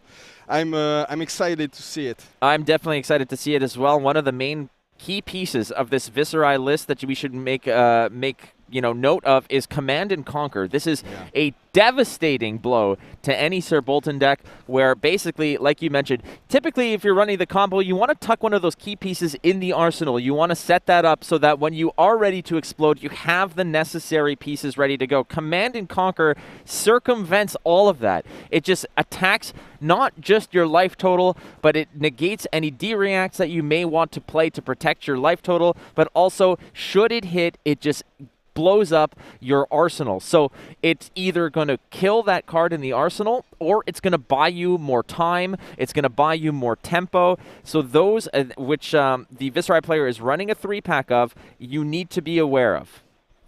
Absolutely. So what I see from Joshua's side is running, maybe I'm not sure he's going to be playing them, but we never see them in the list, apart maybe in his list, because he's always trying to find something new to add to the deck list, to Bolton's deck list. And he's playing Whisper of the Oracle, who can maybe help him dig and try to find the combo faster. So we'll see how it goes. But usually when Command and Conquer is played by the opposing player, you just need to hope not to have drawn all your defense reactions and to be able to block it with 2 cards, and then just wait for the next turn to assemble your combo next turn. Hope that you're not too low on health, and then you see. Yeah, and I mean, looking at the list over here, 3 Sync Below red, 3 Fate Foreseen red. There's a lot of cards. Obviously, 3 Soul Shields too, so that's 9 defense reactions. Yeah, 3 Soul Shields as well. Again, this is a deck that we've seen. It's a deck that can catch a lot of inexperienced players off guard, but this is a different story. This is the Pro Tour. So decks like Sir Boltyn will typically, when piloted by average players who know how to run the deck, they'll usually win against other average players who aren't aware of the strategy, who aren't aware of the hero. They'll catch them off guard. Joshua Lau at Pro Tour is 3-0 with a deck that is meant to kind of it's one of those gotcha decks, you know, like, you weren't ready for this. But in this case, Joshua Lau is 3-0 at the tournament, and this is where it really gets gritty. That 3-0 isn't with Sir Boltyn. That 3-0 is from draft. So this is where the test comes. So are you able, as Josh Lau, to catch another pro with this kind of, this kind of gimmicky list, this list that a lot of players are going to say just doesn't have it, you know? So we're about ready to rock and roll over here. The players are just shuffling up again. They're just getting everything in order, plugging into the matrix. They are rocking and ready to go, my friend. See, he's hiding his equipment in a way that makes it impossible to notice what he's going to be playing. Maybe he's going to surprise everyone and pull out a Raiden under his Boltyn. I don't think so, but maybe he will. He's Joshua Lau. He's way better than me with Boltyn, so who knows? Yeah, but not by much. Like, maybe just like a little bit. Like, come on. Give yourself some credit here, Romain. Okay, maybe. I mean, at the very least, you're more handsome. No. But again, I'll just a never little say bit. that kind of thing. No, but I'm saying it. Maybe I'll think it, but I'll never say it on live TV. Yeah. Well, here's what happens. A little behind-the-scenes magic. He passed me a note and say that I'm handsome. And I was like, of course, man. Absolutely. A All right. note with some bells attached to it. Oh, Okay. so he's playing Halo of Illumination. So he's playing the combo with Halo, obviously, to assemble the combo faster. Is he starting? Because he's starting with a Take Flight. That's usually the card you want to start with, because it lets you have Go Again and feed your soul at the same time, so it's perfect. Most of the Boltyn early game is going to be about feeding the soul, Just right? feeding the soul. You don't do much apart from that. You play a lot of Boltyn, right? And Yeah. this is a hero that you're very well versed in. How many cards do you need in Soul for you to just start Ignition, all systems go? You have to look at the equipment of your opponent at the time when you're ready to go for the combo. And usually with 4 or 5 cards, you're usually good enough. It's usually good enough. If your opponent is at 30 health, if he hasn't blocked every single attack, which they usually don't because they want to keep their turn, especially Viserai, who was on an aggro deck, you have to take that into account, because it's a big combo turn, but it won't kill your opponent from 40. So you have to do some chip damage at the beginning of the game. Now, here's another question for you. The Halo of Illumination was cracked earlier. That puts a card in Soul. Yeah. What Bolt of Courage says here is if you've charged this turn, it gains a Soul. So he charged with the Bolt of Courage, but let's say he chooses not to. Does putting a card in Soul count as a charge? Absolutely not. It's a keyword, so it needs to be charged, and it doesn't. It's not the same game action. So you absolutely need to charge to activate Boltyn's effect, but as you saw, it doesn't matter much, because the Boltyn's effect only works on attack actions. So, as you probably know, because all the people watching us today are good players, I hope. There's a lot of non-attack actions in the Viserai deck, so it doesn't mind that much. Now, blocking. Josh Lau of the Card Guys, that is a very fearsome group. And part of that team, I believe, I think Nam Vo is part of the Card Guys. And funny story, Nam Vo took the train from London to Paris, fell asleep, and ended up in Brussels. So he had quite the trek just to get here on time, whereas his He got lucky because Brussels is not that far away, so it's... See, I'm from Canada, man. Everything, it's like Vancouver is like a 4-hour flight away. Everything is far in Canada. Over here, it's just like, oh, you want to go to London? That's like a hop, skip, and a train away. Yeah.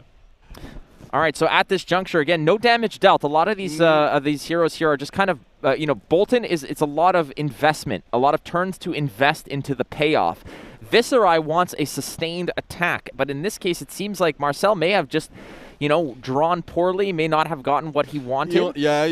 From his body language, you can see that he's not happy with what happened. And you can see already 4 cards in Boltyn's Soul. That's perfect. For the first 2 turns, the game plan is going exactly like Joshua wants. You got to think that at this juncture, at turn 2, 4 cards in Soul, like you're well ahead of the curve now here. You're just waiting for your 2 Lumina Ascensions, or maybe the Beacon of Victory, because you can afford to probably to use one of the cards of your soul for this big attack reaction that's gonna let you fetch the Lumina Ascension and then put it in your arsenal. So yeah, that's now I guess it's just waiting and going with the flow, defending well, or you can see a Mordred tie now. So that's when the it's about to pop off here. The rune chance are going to start accumulating, and you need to be careful now. Yeah, so here we go, friends. It doesn't have any way to prevent the rune chance. So, and to a degree, I mean, I wouldn't say it's a race, but from the Viserai's point of view, you have to treat it like one. It is a race. It is a race. It's a race, but it's not the race against 2 aggro matchups. It's a race against the combo. If he finds it before you, you're going to be in bad shape. But if you manage to assemble enough rune chance and attack with a big attack with rune chance, it's going to be difficult for Joshua to assemble his combo and to keep enough cards to pop off. All right, so again, attacking here, I believe that's for Take 4. Yeah. 3, the red... 4 if he defends. That's why he's using the dice on the other side. So 4 if he defends with an attack with an attack action. All right, so he didn't defend with an attack action. Oh, he's using the Valiant Thrust because Marcel didn't manage to go to attack for much, so he could keep his whole hand and then attack with the Valiant Thrust. Really does a lot of damage if you manage to charge your soul and then attack with it. It's expensive. That's a hand that costs a lot. It costs 2 cards, 1 card from your to put into your soul, 1 card, one resource for Take Flight, 1 resource for Valiant Thrust, but it hits for a lot. No, that thing hits like a truck. Again, 1 for 7 is a very, very good return. And if you charge, then there's so many cards that charge. Oh, yeah. And I have to tell you, I'm enjoying this part of the game because when Boltyn is ahead, when you're a Boltyn player, it's amazing. We can see he had the first Lumina Ascension, and now he drew the Beacon of Victory, so he should be good to go, actually. And maybe we can see some magic now, Flake. I would love to see that. I'm extremely excited. I don't know. I'm pretty sure you're not as excited as I am, but I just love it. I could feel it, and we're holding hands right now. I could feel the energy. Right now, 3 rune chants are being sent towards Josh Lau's way, and you mentioned no way to prevent that arcane damage, but that's not what Josh cares about. Josh cares about building a soul, finding the combo pieces. So for those who aren't necessarily very well versed with Boltyn, when we talk about the right combo pieces, what does Josh need to say, let's go? How much in soul? What card in the arsenal? How much pitch? What is the combo? So you usually need 1 card that charges, because that's going to be the whole combo. Lumina Ascension, I can't say the card by heart, but I can tell you that you need to have charge first. And it says that your first weapon attack gains +1, and if it hits, you reveal 1 card from the top of your deck, and if it's a light card, you gain 1 health. So here we are attacking with meet and greet. So I'll explain the combo later when there's less action. I think that's Spellblade Assault. Yeah, Spellblade Assault. Yeah, and then meet and greet is the other option. Now meet and greet has the benefit of if arcane damage is dealt, it gains go again. And let's be real, without any arcane barrier, that meet and greet basically is a freebie for most of it. And again, based on Viserai's game text, you're going to be creating rune chants like crazy. Not even there's no Mordred Tides in this situation.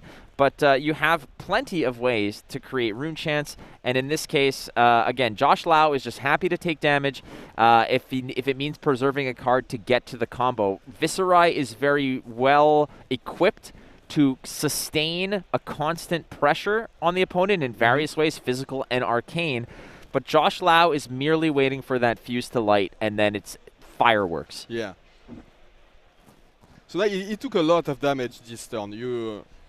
He needs to respect the output of damage that Viscera can put on the table, but I think now we're going to see that he's going to fetch the second Lumina Ascension, or maybe he already has 2 of them. Bolt of Courage, so he can charge. That's perfect. So he can charge with Bolt of Courage, then he can, if he wants to pop off now, he can use the Beacon of Victory to get the second Lumina Ascension, play both of them, go again with Snapdragon Scalers, and then it's off to the races.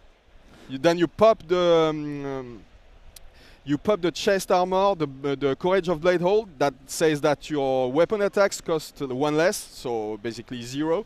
And you use the Gallantry Gold, that says that your weapon attacks gain +1, and then you attack 6 times. With both Lumina Ascensions, you can attack twice more with each weapon, so you attack 6 times with weapons that deal 5 damage. At least if they're not defended. And if my math is 6 times 5, 30. Wow, yeah. That's pretty sweet. That's pretty sweet, especially if you can't account for the fact that you gain health every time you hit. You gain 2 health, 1 for each Lumina Ascension. So that's absolutely insane. That's the best combo in the game. But before we had the combo with Sonata Arcanix and and Scaletta. And Scaletta, but now the best combo is definitely this one. The best combo was Earth, Lightning, and Fire, and Starvo, and and Crippling Crush and Oakenold. I mean, let's be real. There's so many great combos here. Now the question is, what is you're talking about? How great Boltyn can be, and seeing Josh Lau play, you're like, man, I really want to play this. It looks like it's super powerful. But the question is what are the downfalls? Why is there only one Boltyn in this tournament? Where does this deck falter? The problem is that we're in an aggro meta. Lots of decks want to go very fast, and sometimes you're just not lucky enough to get the combo pieces in time. Sometimes there's a fight that can kill you on turn 2, and you haven't found the 2 Lumina Ascensions or one of the Beacons of Victory that's going to help you fetch it. So sometimes it's not good enough, you're not fast enough, but Joshua Lau seems to be good enough for that. Yeah, no, he's definitely getting things done over here. It seems like what we mentioned, after like 1 or 2 turns, he was at 4 charge. He seems to be finding the pieces he needs. He's got a card that is the Lumina Ascension is being shown here. Yeah. Why is he showing that card? Because he just fetched it, so there's no point in hiding it. He's showing you. He's like, hey, I got it now, and if I have a second one in hand, you're basically gone. Yeah, he's almost like it's go time, baby. Because he attacked for 5, so he should be around. Maybe he'll be lower than 30 after this attack, and then with the two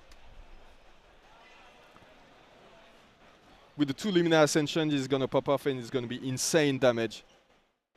Insane is probably the best word for it. Again, look at the face of this guy. He looks.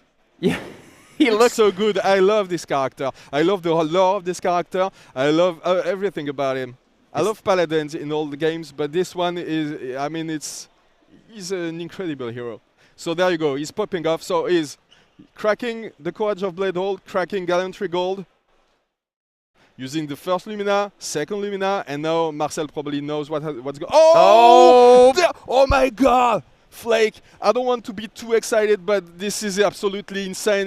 This is my dream come true. It's my first game casting the Pro Tour, my favorite deck, and he's doing everything.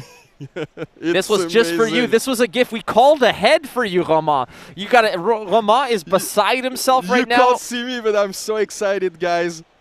Okay. I hope you guys on the chat are as excited as we are, but this is crazy. We're peeling Romain off the ceiling for a moment here, but Romain, how can Marcel potentially survive this? He can't. Okay. Yeah, not happening.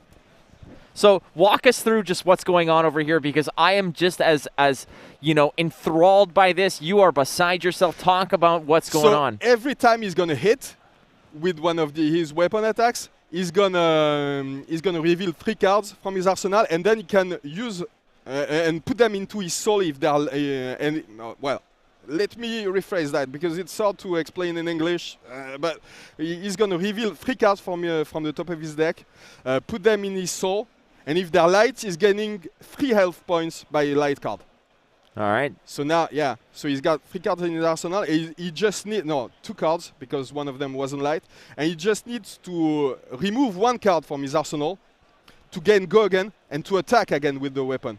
Because Boltin says that as soon as one of your attacks has more health than its base, more attack than its base attack, you just need to remove a card from your soul to gain go again. All right, it's so basically free go again. And basically he's attack reacting with Bolton's game text to give the go again.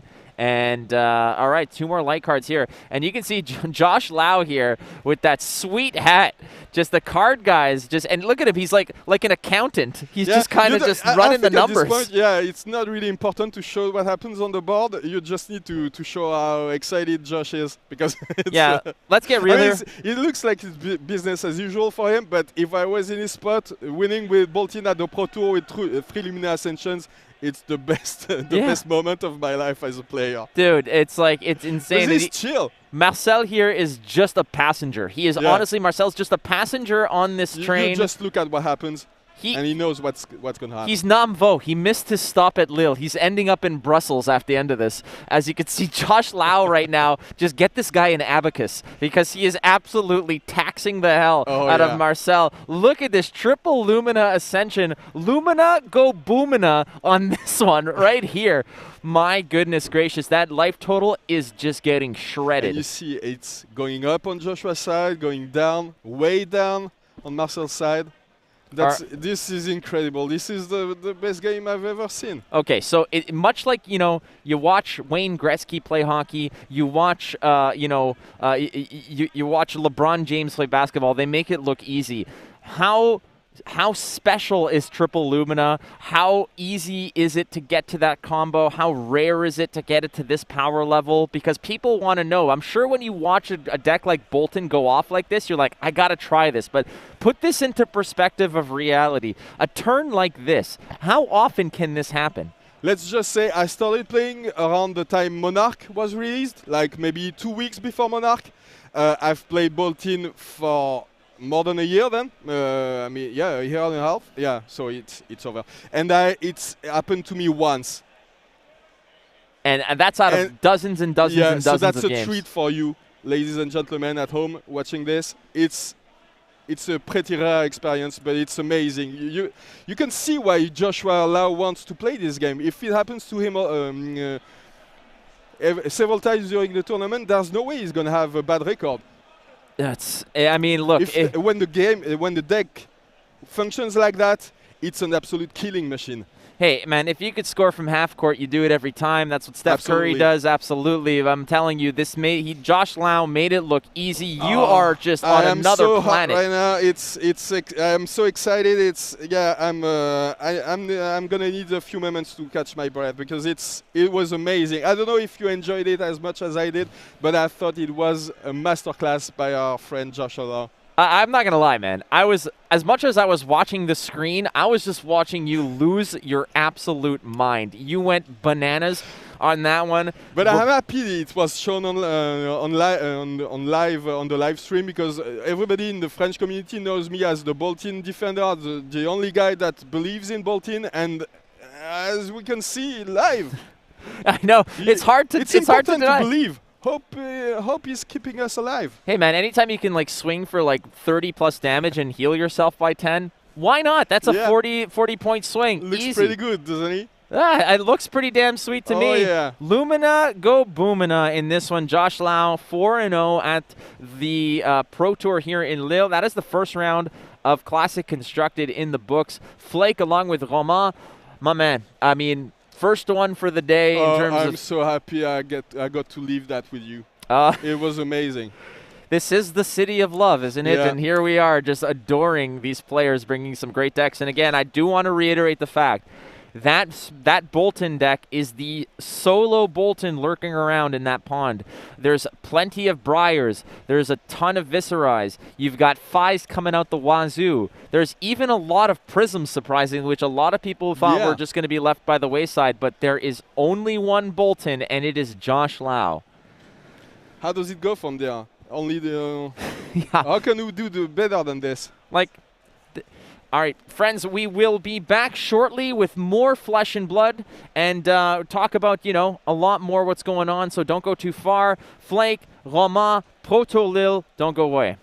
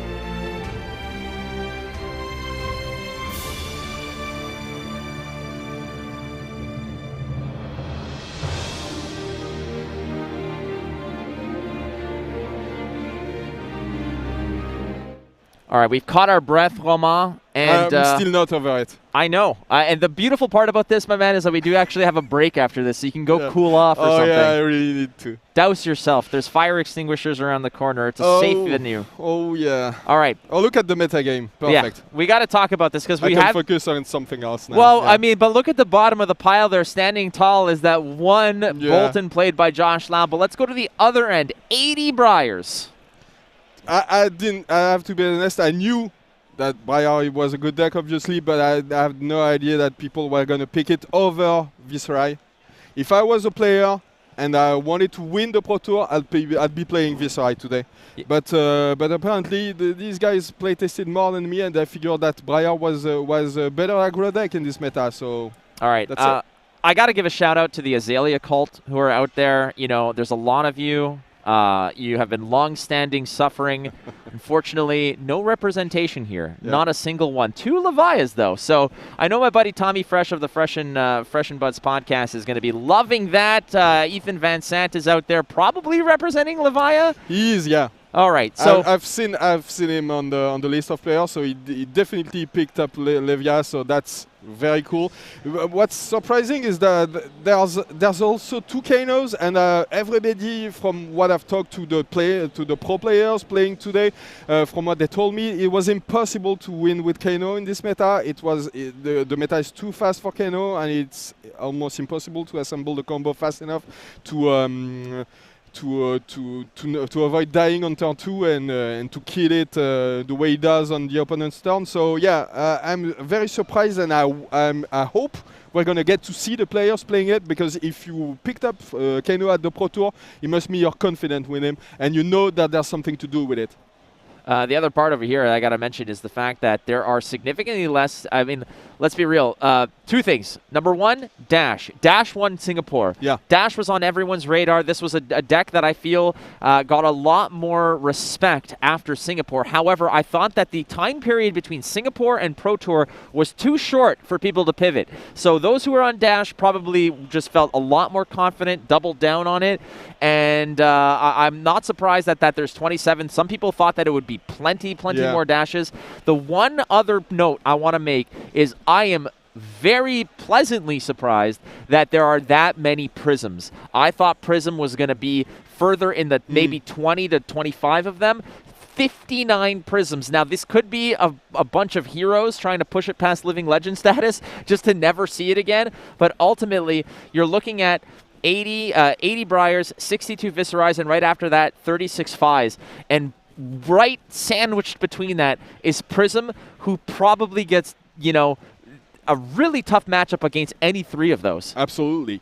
The good thing is, if you're one of the Prism players and you're facing the two other most represented heroes, or Guardians, Olim and Bravo, you're probably feeling pretty good about yourself. So yeah, that's gonna be it. Are you going to be able to avoid all these bad matchups, all these incredible fast aggro decks, and maybe face your better matchups like Dorinthia, like Olim, like Bravo?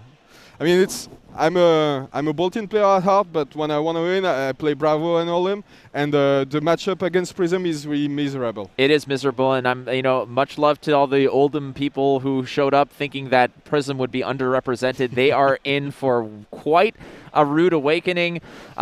You know, and then we've got a sprinkle of the rest. 7 Dorinthia, 7 Lexi. Not sure if Yuki Lee Bender is on Lexi. I'm not entirely sure. However, I'm not sure.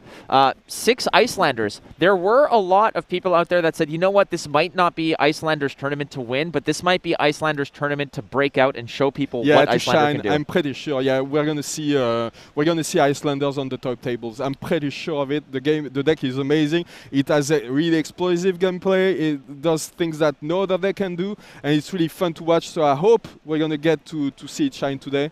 And I was surprised that there aren't more Dromai decks today. I feel like Dromai is a really good deck, very hard to pilot, but it deserves more representation. And yeah, six Dromais. Dromai's a hero that really, the more I play Dromai, the more I enjoy it. Yeah. The more I love it. Same. And right after that is my boy, where I cut my teeth, where I, you know, learned how to get down and dirty with Flesh and Blood. Katsu. 3 Katsus, and I am hoping and praying that one of them makes it to the feature table, because that is my boy. I miss some of that Lord of Wind action. I absolutely miss Surging Strike into Whelming Gustwave into Magenshi. All these combos, yeah. Ooh. So amazing to watch too. Yeah, I hope we get to see Katsu, because it's been a long time since I've commentated a game of Katsu. So yeah, I'll be excited to watch him.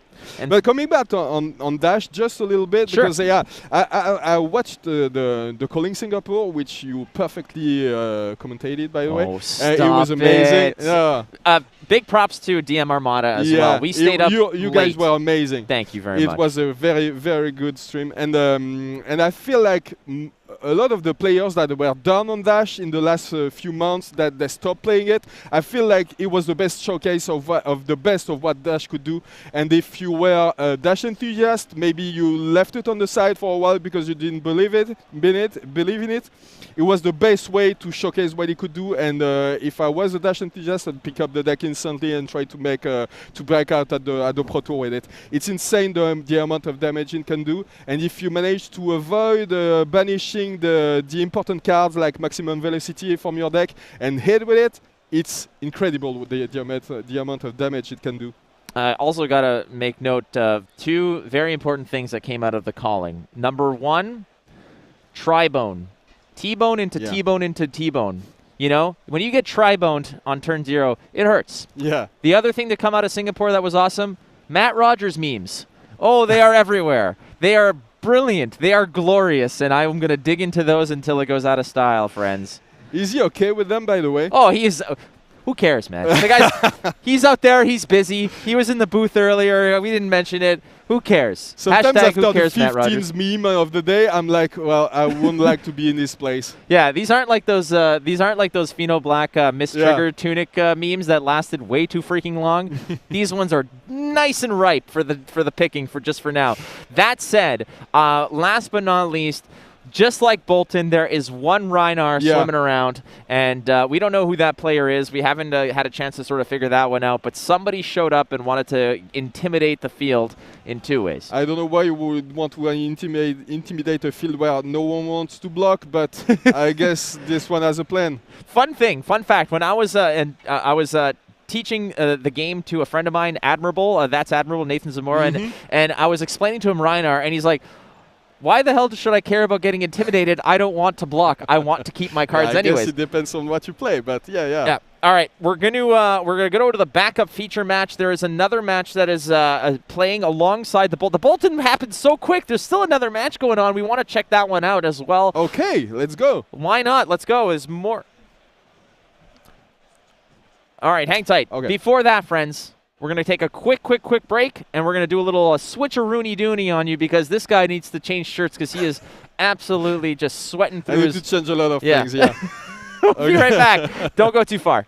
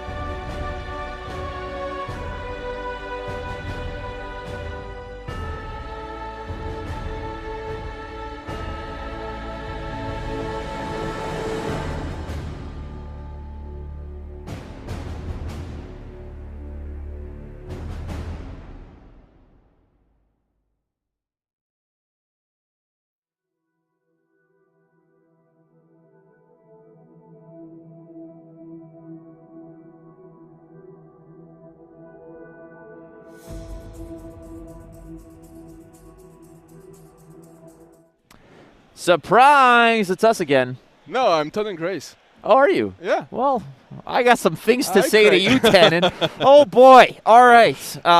So we kind of did the old switcheroo, but it didn't quite work out. We're just going to bring you straight to this game over here, which was the second game on the feature tables. It is Staniszewski versus Hung. It is Lexi versus Phi. Let's get to it, my friend. Now this is going to be a nasty one. Again, Phi wants to go fast. Lexi's got tools to slow that down.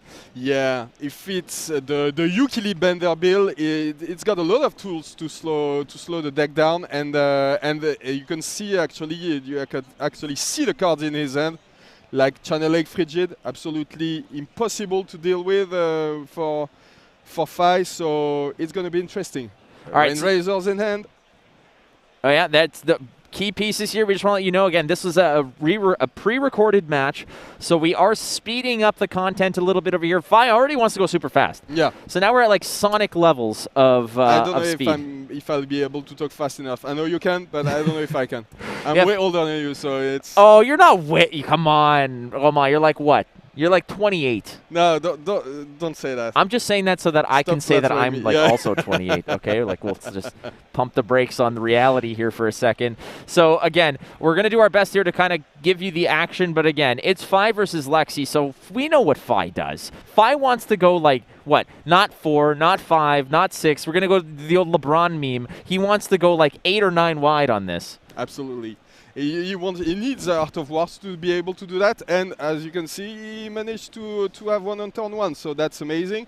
And you can see he can already go pretty wide with the Rising Resentment. He's got, I think I've seen a Lava Burst in hand, so he's going to be able to push for a lot of damage. Even if he didn't have the best hand for the Art of War, it's still going to hit for a lot. Now, Art of War, the options here, he's selected, obviously, draw 2 cards. The other option mostly that you're going to select here is obviously the +1. Push for some damage, yeah, absolutely. I mean, if there's anything Phi's going to do, it's going to be trying to really up the tempo on the damage.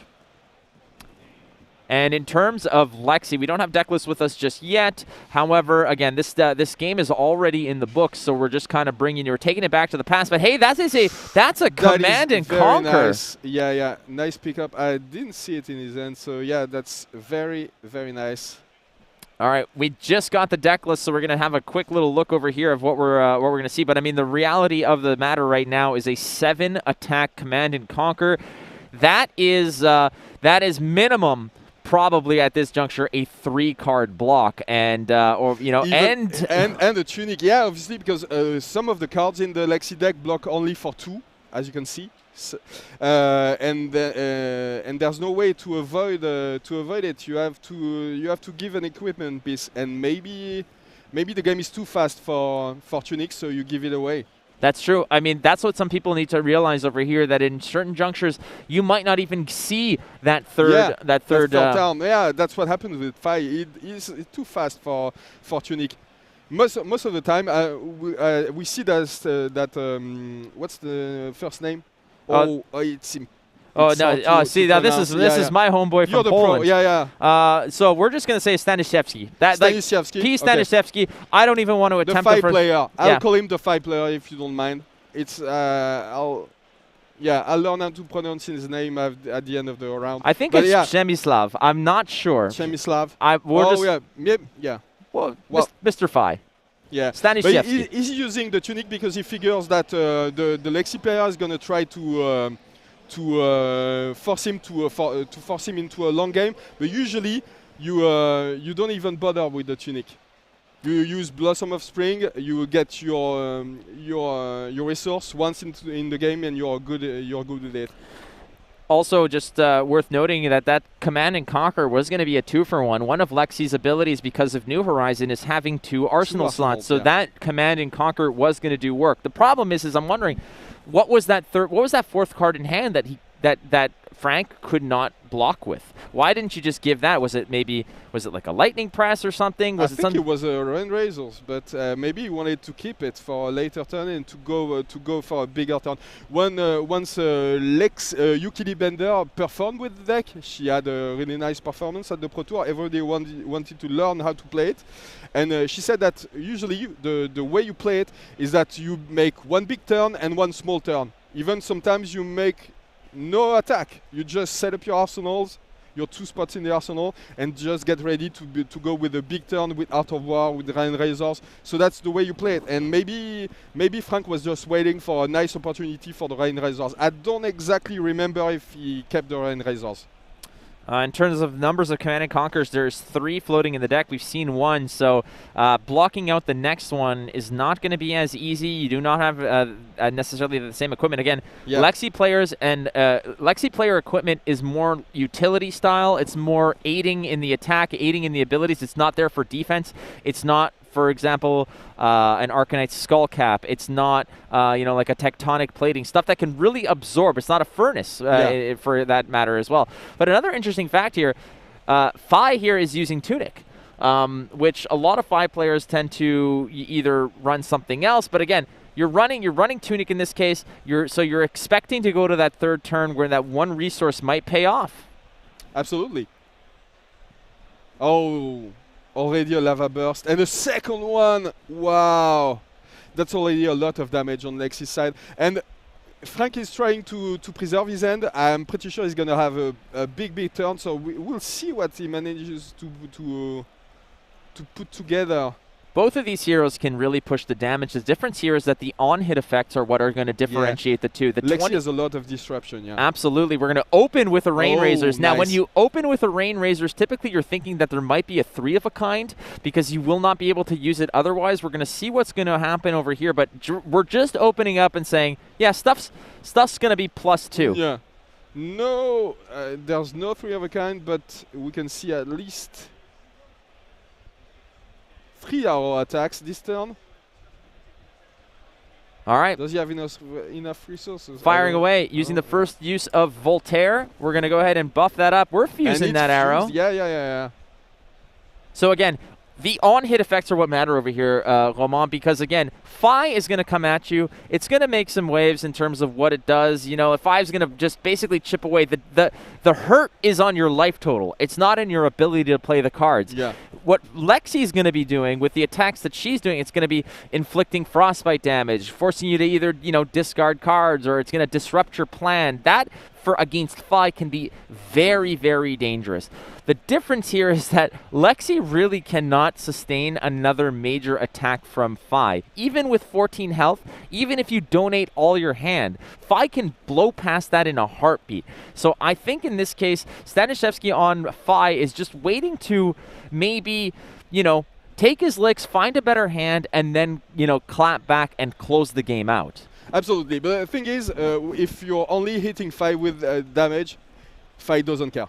He's just going to take the damage and hit you harder on the next turn. So you need to associate the damage with disruption. You need a lot of disruption and a lot of damage to find a way to threaten him. If Lexi was only about arrows, he wouldn't care at all. So now, with the disruptions, with maybe some frostbites, the second arrow isn't fused, but the first one was, so there's 1 frostbite. It's harder to do. You see now he's trying to decide if he defends this attack or not, which Phi usually doesn't do. Well, he's thinking about it. To do it. Yeah. He's at least thinking about it.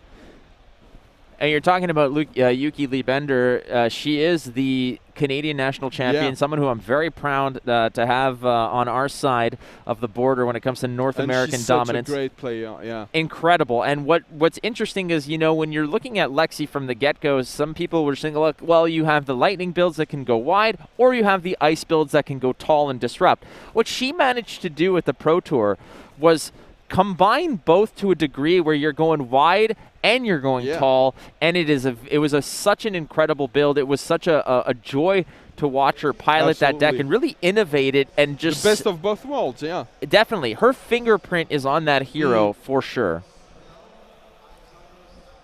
And there's some more attacks again. Look at this. Voltaire actually struck 3 times. Why not? Thrice. It's hard to say for a Frenchman. Thrice. Thrice. Voltaire strike thrice in this case, and again, this is all off of that initial move, that first pawn you move 2 straight spaces forward, which is Rain Razors. And really, what does Frank have to show for it? Well, I think he has. I think Stanisiewski has a lot of blues because he's not even afraid of the frostbite. He took all the arrow attacks, so he took 1 frostbite per hit from the arrows. And now we're yeah. A little bit of glare on the cards. So again, this is the secondary table, so you don't get that A+ Hollywood lighting on this one. But we know it's a 3 attack. We know it's Phi. You know it probably has go again. Yeah. You always need to start your attack chain with a 0 cost attack. It's the best way to start the chain. Well, that one usually with Cinderclaw, it's the best one, and then you can attack with a second attack action that you can give maybe Draconic to, so you can make your retrieving your Phoenix Flame cheaper. Oh, Erase Face. That's gonna be nice because it loses all its. Oh, they're not. Are they still arrows? That's the question. Yeah, but you can't use the ice. Ice is turned off. Erase Face, a card that came out in Uprising, and one that I consider probably one of the most impactful, a great sideboard card. It is just a 6 against some heroes, but it is the end of the world for others. Yeah. Full block here. And the artwork is amazing. It's probably one of my favorite card in the set. It's actually a guy raising the face of someone while punching it. All right, so we're just going to show, I think that's just, Arctic Incarceration, yeah. Red, too. Yeah, I like that. And that's it's a nice tech. Definitely. Oh, for sure. You know what? You can. That's a situation where it's like, all right, I can give you a bunch of cards to block, play Arctic Incarceration for free, and give you 3 Frostbites, which really gums up your turn. In this case, if Stanishevsky really found all reds, that's the end of the line for him. Absolutely, yeah. And if there's another blue in the arsenal, another ice blue in the arsenal, maybe a Channel Lake Frigid at some point on the next turn, it's gonna be he can try to put together a nice annoying turn for Phi. You just have to annoy him. 3 Channel Lake Frigids, probably one of the most impactful cards to come out of Aria. Frankly, that card is just devastating, especially against these go-wide decks. But at this juncture, Frank has not found one, and I'm sure he's waiting for it. Yeah, but he'll be able to fetch a blue Minnowism, I guess, to pay for the extra cost of everything that he wants to do now. This is a nice little combo. Again, people looking at these lists, okay, you got a bunch of Belittos, but no red Minnowisms. And for an aggro deck, why aren't you running red Minnowism? Well, frankly, you're running the Belittle to go ahead and fetch yourself 3 free resources. That's it.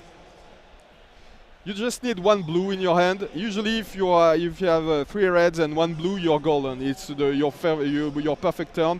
You just can attack with a 1 cost attack, 2 0 cost attacks. Then you do a weapon attack with the Searing Ember Blade, then a Phoenix Flame, and then you end up with ideally with a Lava Burst, Salt the Wound.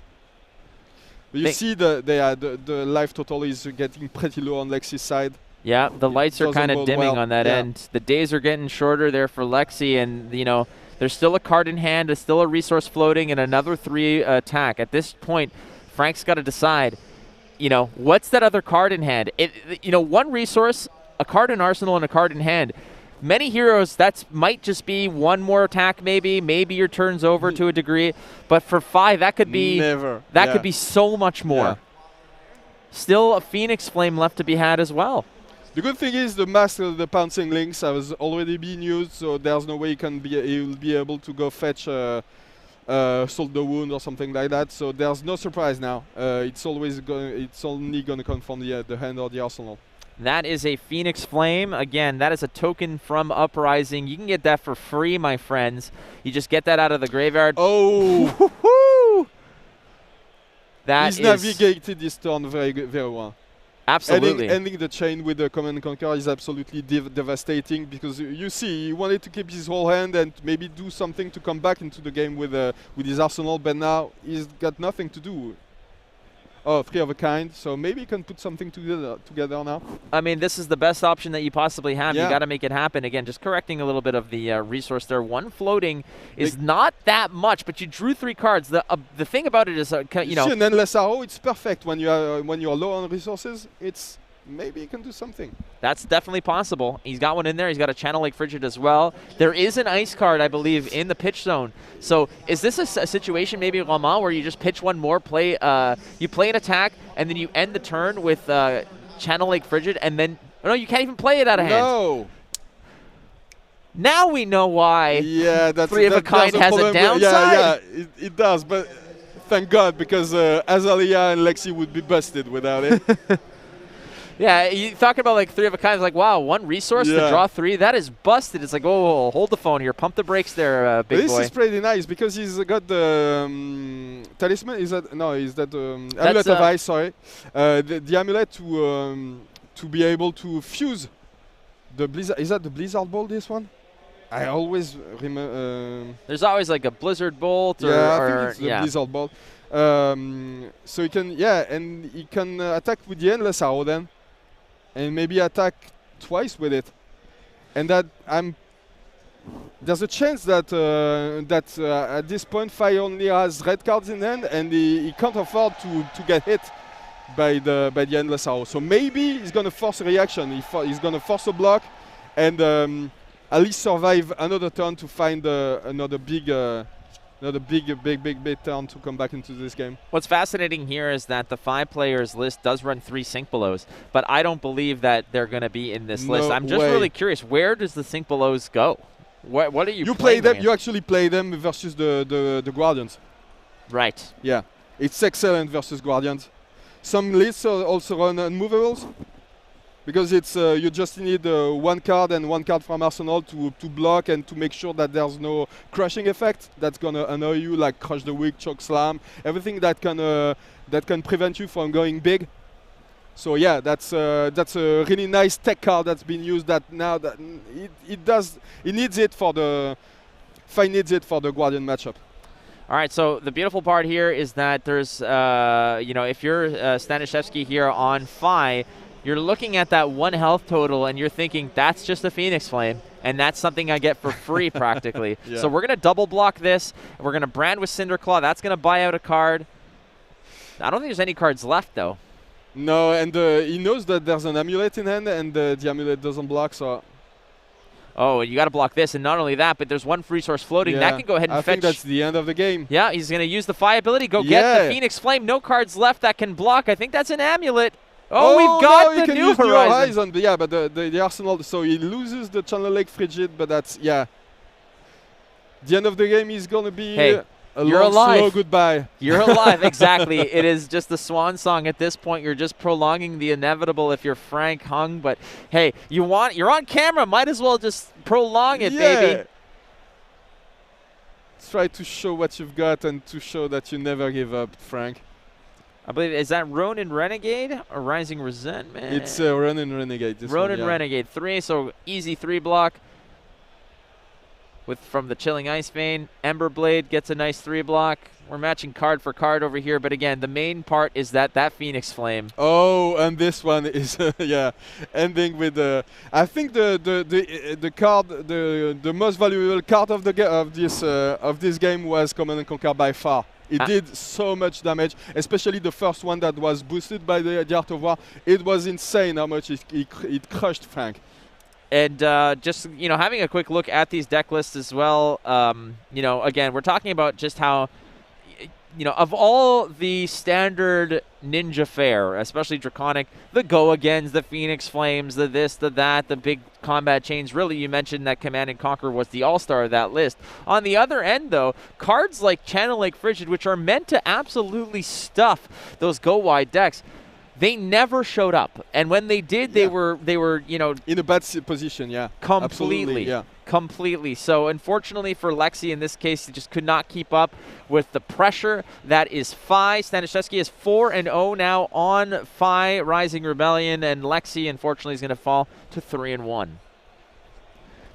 the way she goes. That's the way she goes. Yeah. But we've seen a display of some of the best things that Lexi could do. Unfortunately, the Command and Conquers, the 3 Command and Conquers were too hard to overcome, but it's got gas. And I think it can do some things against Fi. So I wouldn't discount all the other Lexi players. And maybe we'll see Frank in the top tables later during the day.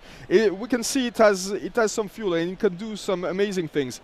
Yeah, we're just past the halfway mark here in Lille, France. It is Pro Tour, Flesh and Blood style. 3 more rounds of Classic constructed around the corner. Tannen and Craig are standing by. We've got so much more to bring you, friends, so don't go too far. We will be right back with more Classic constructed.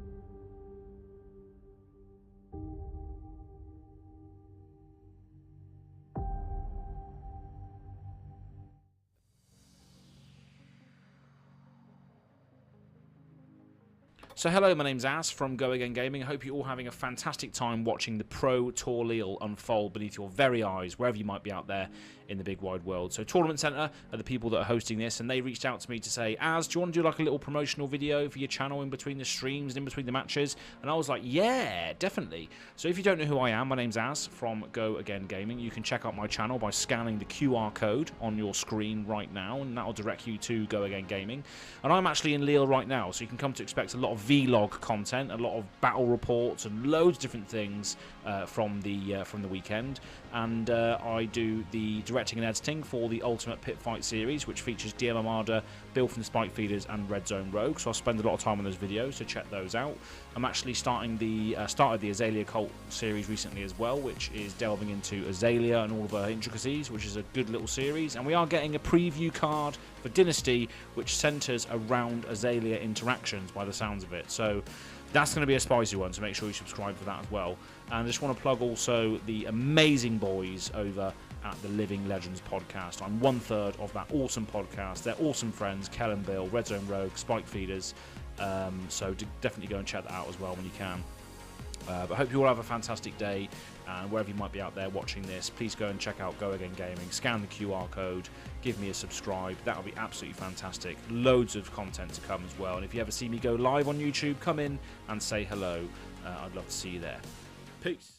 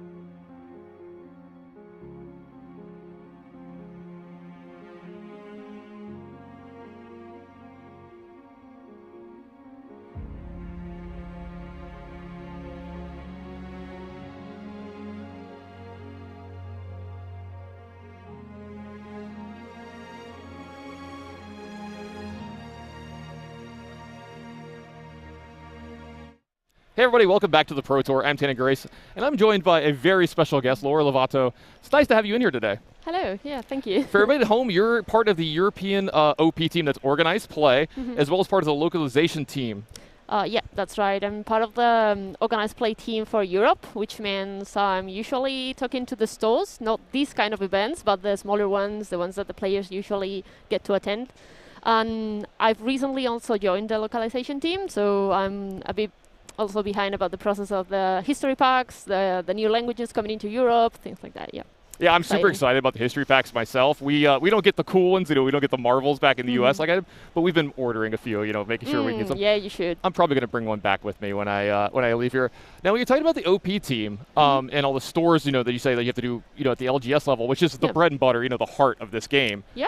Do you have an idea of how many stores that you kind of oversee in Europe alone? Oh, I don't know the exact number, but we were recently talking about the UK stores, which is in the hundreds. Wow. Okay. So imagine the rest of Europe. It should be a big number, yeah. But I have no idea about the exact one. Another one I could ask: how long have you been with the OP team? I joined them last December, so it's been a while. Almost a year. But but the localization team has only been about a month or so. Okay. So with the OP team, you've been there for almost a year. How much growth have you seen in that year? Because I feel like the last year and a half for this game has really blown up. Yeah, I mean a lot of growth, especially in the languages that have come in now. We got a lot of spike in the stores signing up in Germany, France, Spain, Italy. But in general, when we started, we were contacting stores on a daily basis and just getting the feedback about their normal Armory events. And now it's every day, a lot of emails, a lot of calls about all of the events that they wish to do farther than the Armory. So it's not just the normal and casual events. It's farther than that. Yeah. All right, I got to get a personal question in here. Who's your favorite hero? Oh, the one that I have to say farewell to quite soon, Prism. Prism? I've been playing Prism we're all since going to have to say Monarch. bye real soon. Hopefully not today, but we'll see. I mean, not this weekend, but we'll see. And I was going to say, I know that you have a little bit of experience with what we got in our round 5. Got a little bit of teaser on the screen there just now. We've got Wesley Dong versus Sasha Makovic, and it's going to be Breyer versus Phi. And this is a really fast matchup. And I know you said you've even played and got some experience in this matchup a little bit. I've been. I haven't played any of those heroes, but I have played against them for a while. So, but we'll have to see what version of them they are playing, because I've seen a couple of different Briars today when looking at the tables, like very, very different deck list. So we'll see. But yeah. Do you like playing against these two heroes? No, not at all. They're too fast for my taste. They're usually really, really bad for Prism, right? Yeah. Yeah. And this is one of the reasons, I actually mentioned it today. Unfortunately, I thought it was probably maybe not the right tournament for Prism. It looks like it was a little bit of a rougher spot. Yeah. Because two of the most represented decks here were these two. These was number 1 and number 3 here today. And so that's not really something you're looking at when you're playing with Prism. What is something you want to play against? Oh, the Guardians usually. Yeah. I mean, that's the obvious answer. But I will play anything really. I like her playstyle so much that I just enjoy playing with auras and jumping into heralds if I need to. That mix of gameplay is what I really like about Prism. Do you have a backup hero for when she unfortunately leaves us? Yeah, Lexi. Lexi, of course. That's the next one. I'm a big Lexi fan as well. I love TOA is my favorite set. So I love all the heroes from TOA. I'm a big Breyer fan for people home that know this as well. So. Looks like the players are about to get started. We got Sasha here coming off of a top 8 at the last Pro Tour with, I think, kind of the deck that broke the format there. He was one of the wizard players that we didn't really expect to see. Yeah, exactly. And it was played quite a lot after the Pro Tour because of that. Yeah, they really revitalized that hero in CC. It gets a lot of love in Blitz. Kano gets played quite a bit in Blitz, but when we saw, we had Brendan Patrick, one of his teammates on round 1, and I was doing coverage, I was floored when I saw what he was playing. I wasn't expecting that, and man, they just got it right in that tournament. They all had, besides Brendan, the rest of the team had really, really good finishes, and multiple people made it into the top 8, so it was a really good showing for them with that deck. So it looks like we're about to get started. I think Sasha might be on the getting started first here. It looks like the way they're talking, but let's see. And then this is the kind of matchup that, you talk about Prism sometimes can slow things down, can, control a bit. Right. Yeah. I don't think we're going to be seeing that in this matchup. No. It's probably also going to be a fast matchup. Yeah, so we've been doing mostly limited so far today. We've had one round of Classic Constructed, and in the limited spots, when we've had Fi involved, the games have been pretty fast. We have had one Fi get fully decked out in one of the games as well, which was interesting to see that actually happen. Because usually the game ends before that, but you can actually tell how fast this game's going to be when you look at the equipment suite that Wesley's got. He's got a Blossom of Spring there, and he's like, that's a card that he could sacrifice to make a resource, kind of like what Tunic does every 3 turns. But this game might not even go that long. Yeah. So it's kind of a flexibility thing. So the reason to play that over Tunic for everybody at home is, Tunic gives you a free resource every 3 turns, right? This game might not go 6 turns, so you might not get 2 resources out of it. And if it doesn't, you just get the choice of whenever you want that resource. That's true. So it looks like we're going to start out with an attack here from the Fi player. See if Sasha, gets the free blocks here being turn 1. So you're going to see him throw a lot of his hand at it. The problem being is a lot of these cards block for 2 out of the Briar deck. So it does look like he might be lining up possibly a double block here, and that's what we're going to see. The Rodent Renegade as well coming in here behind.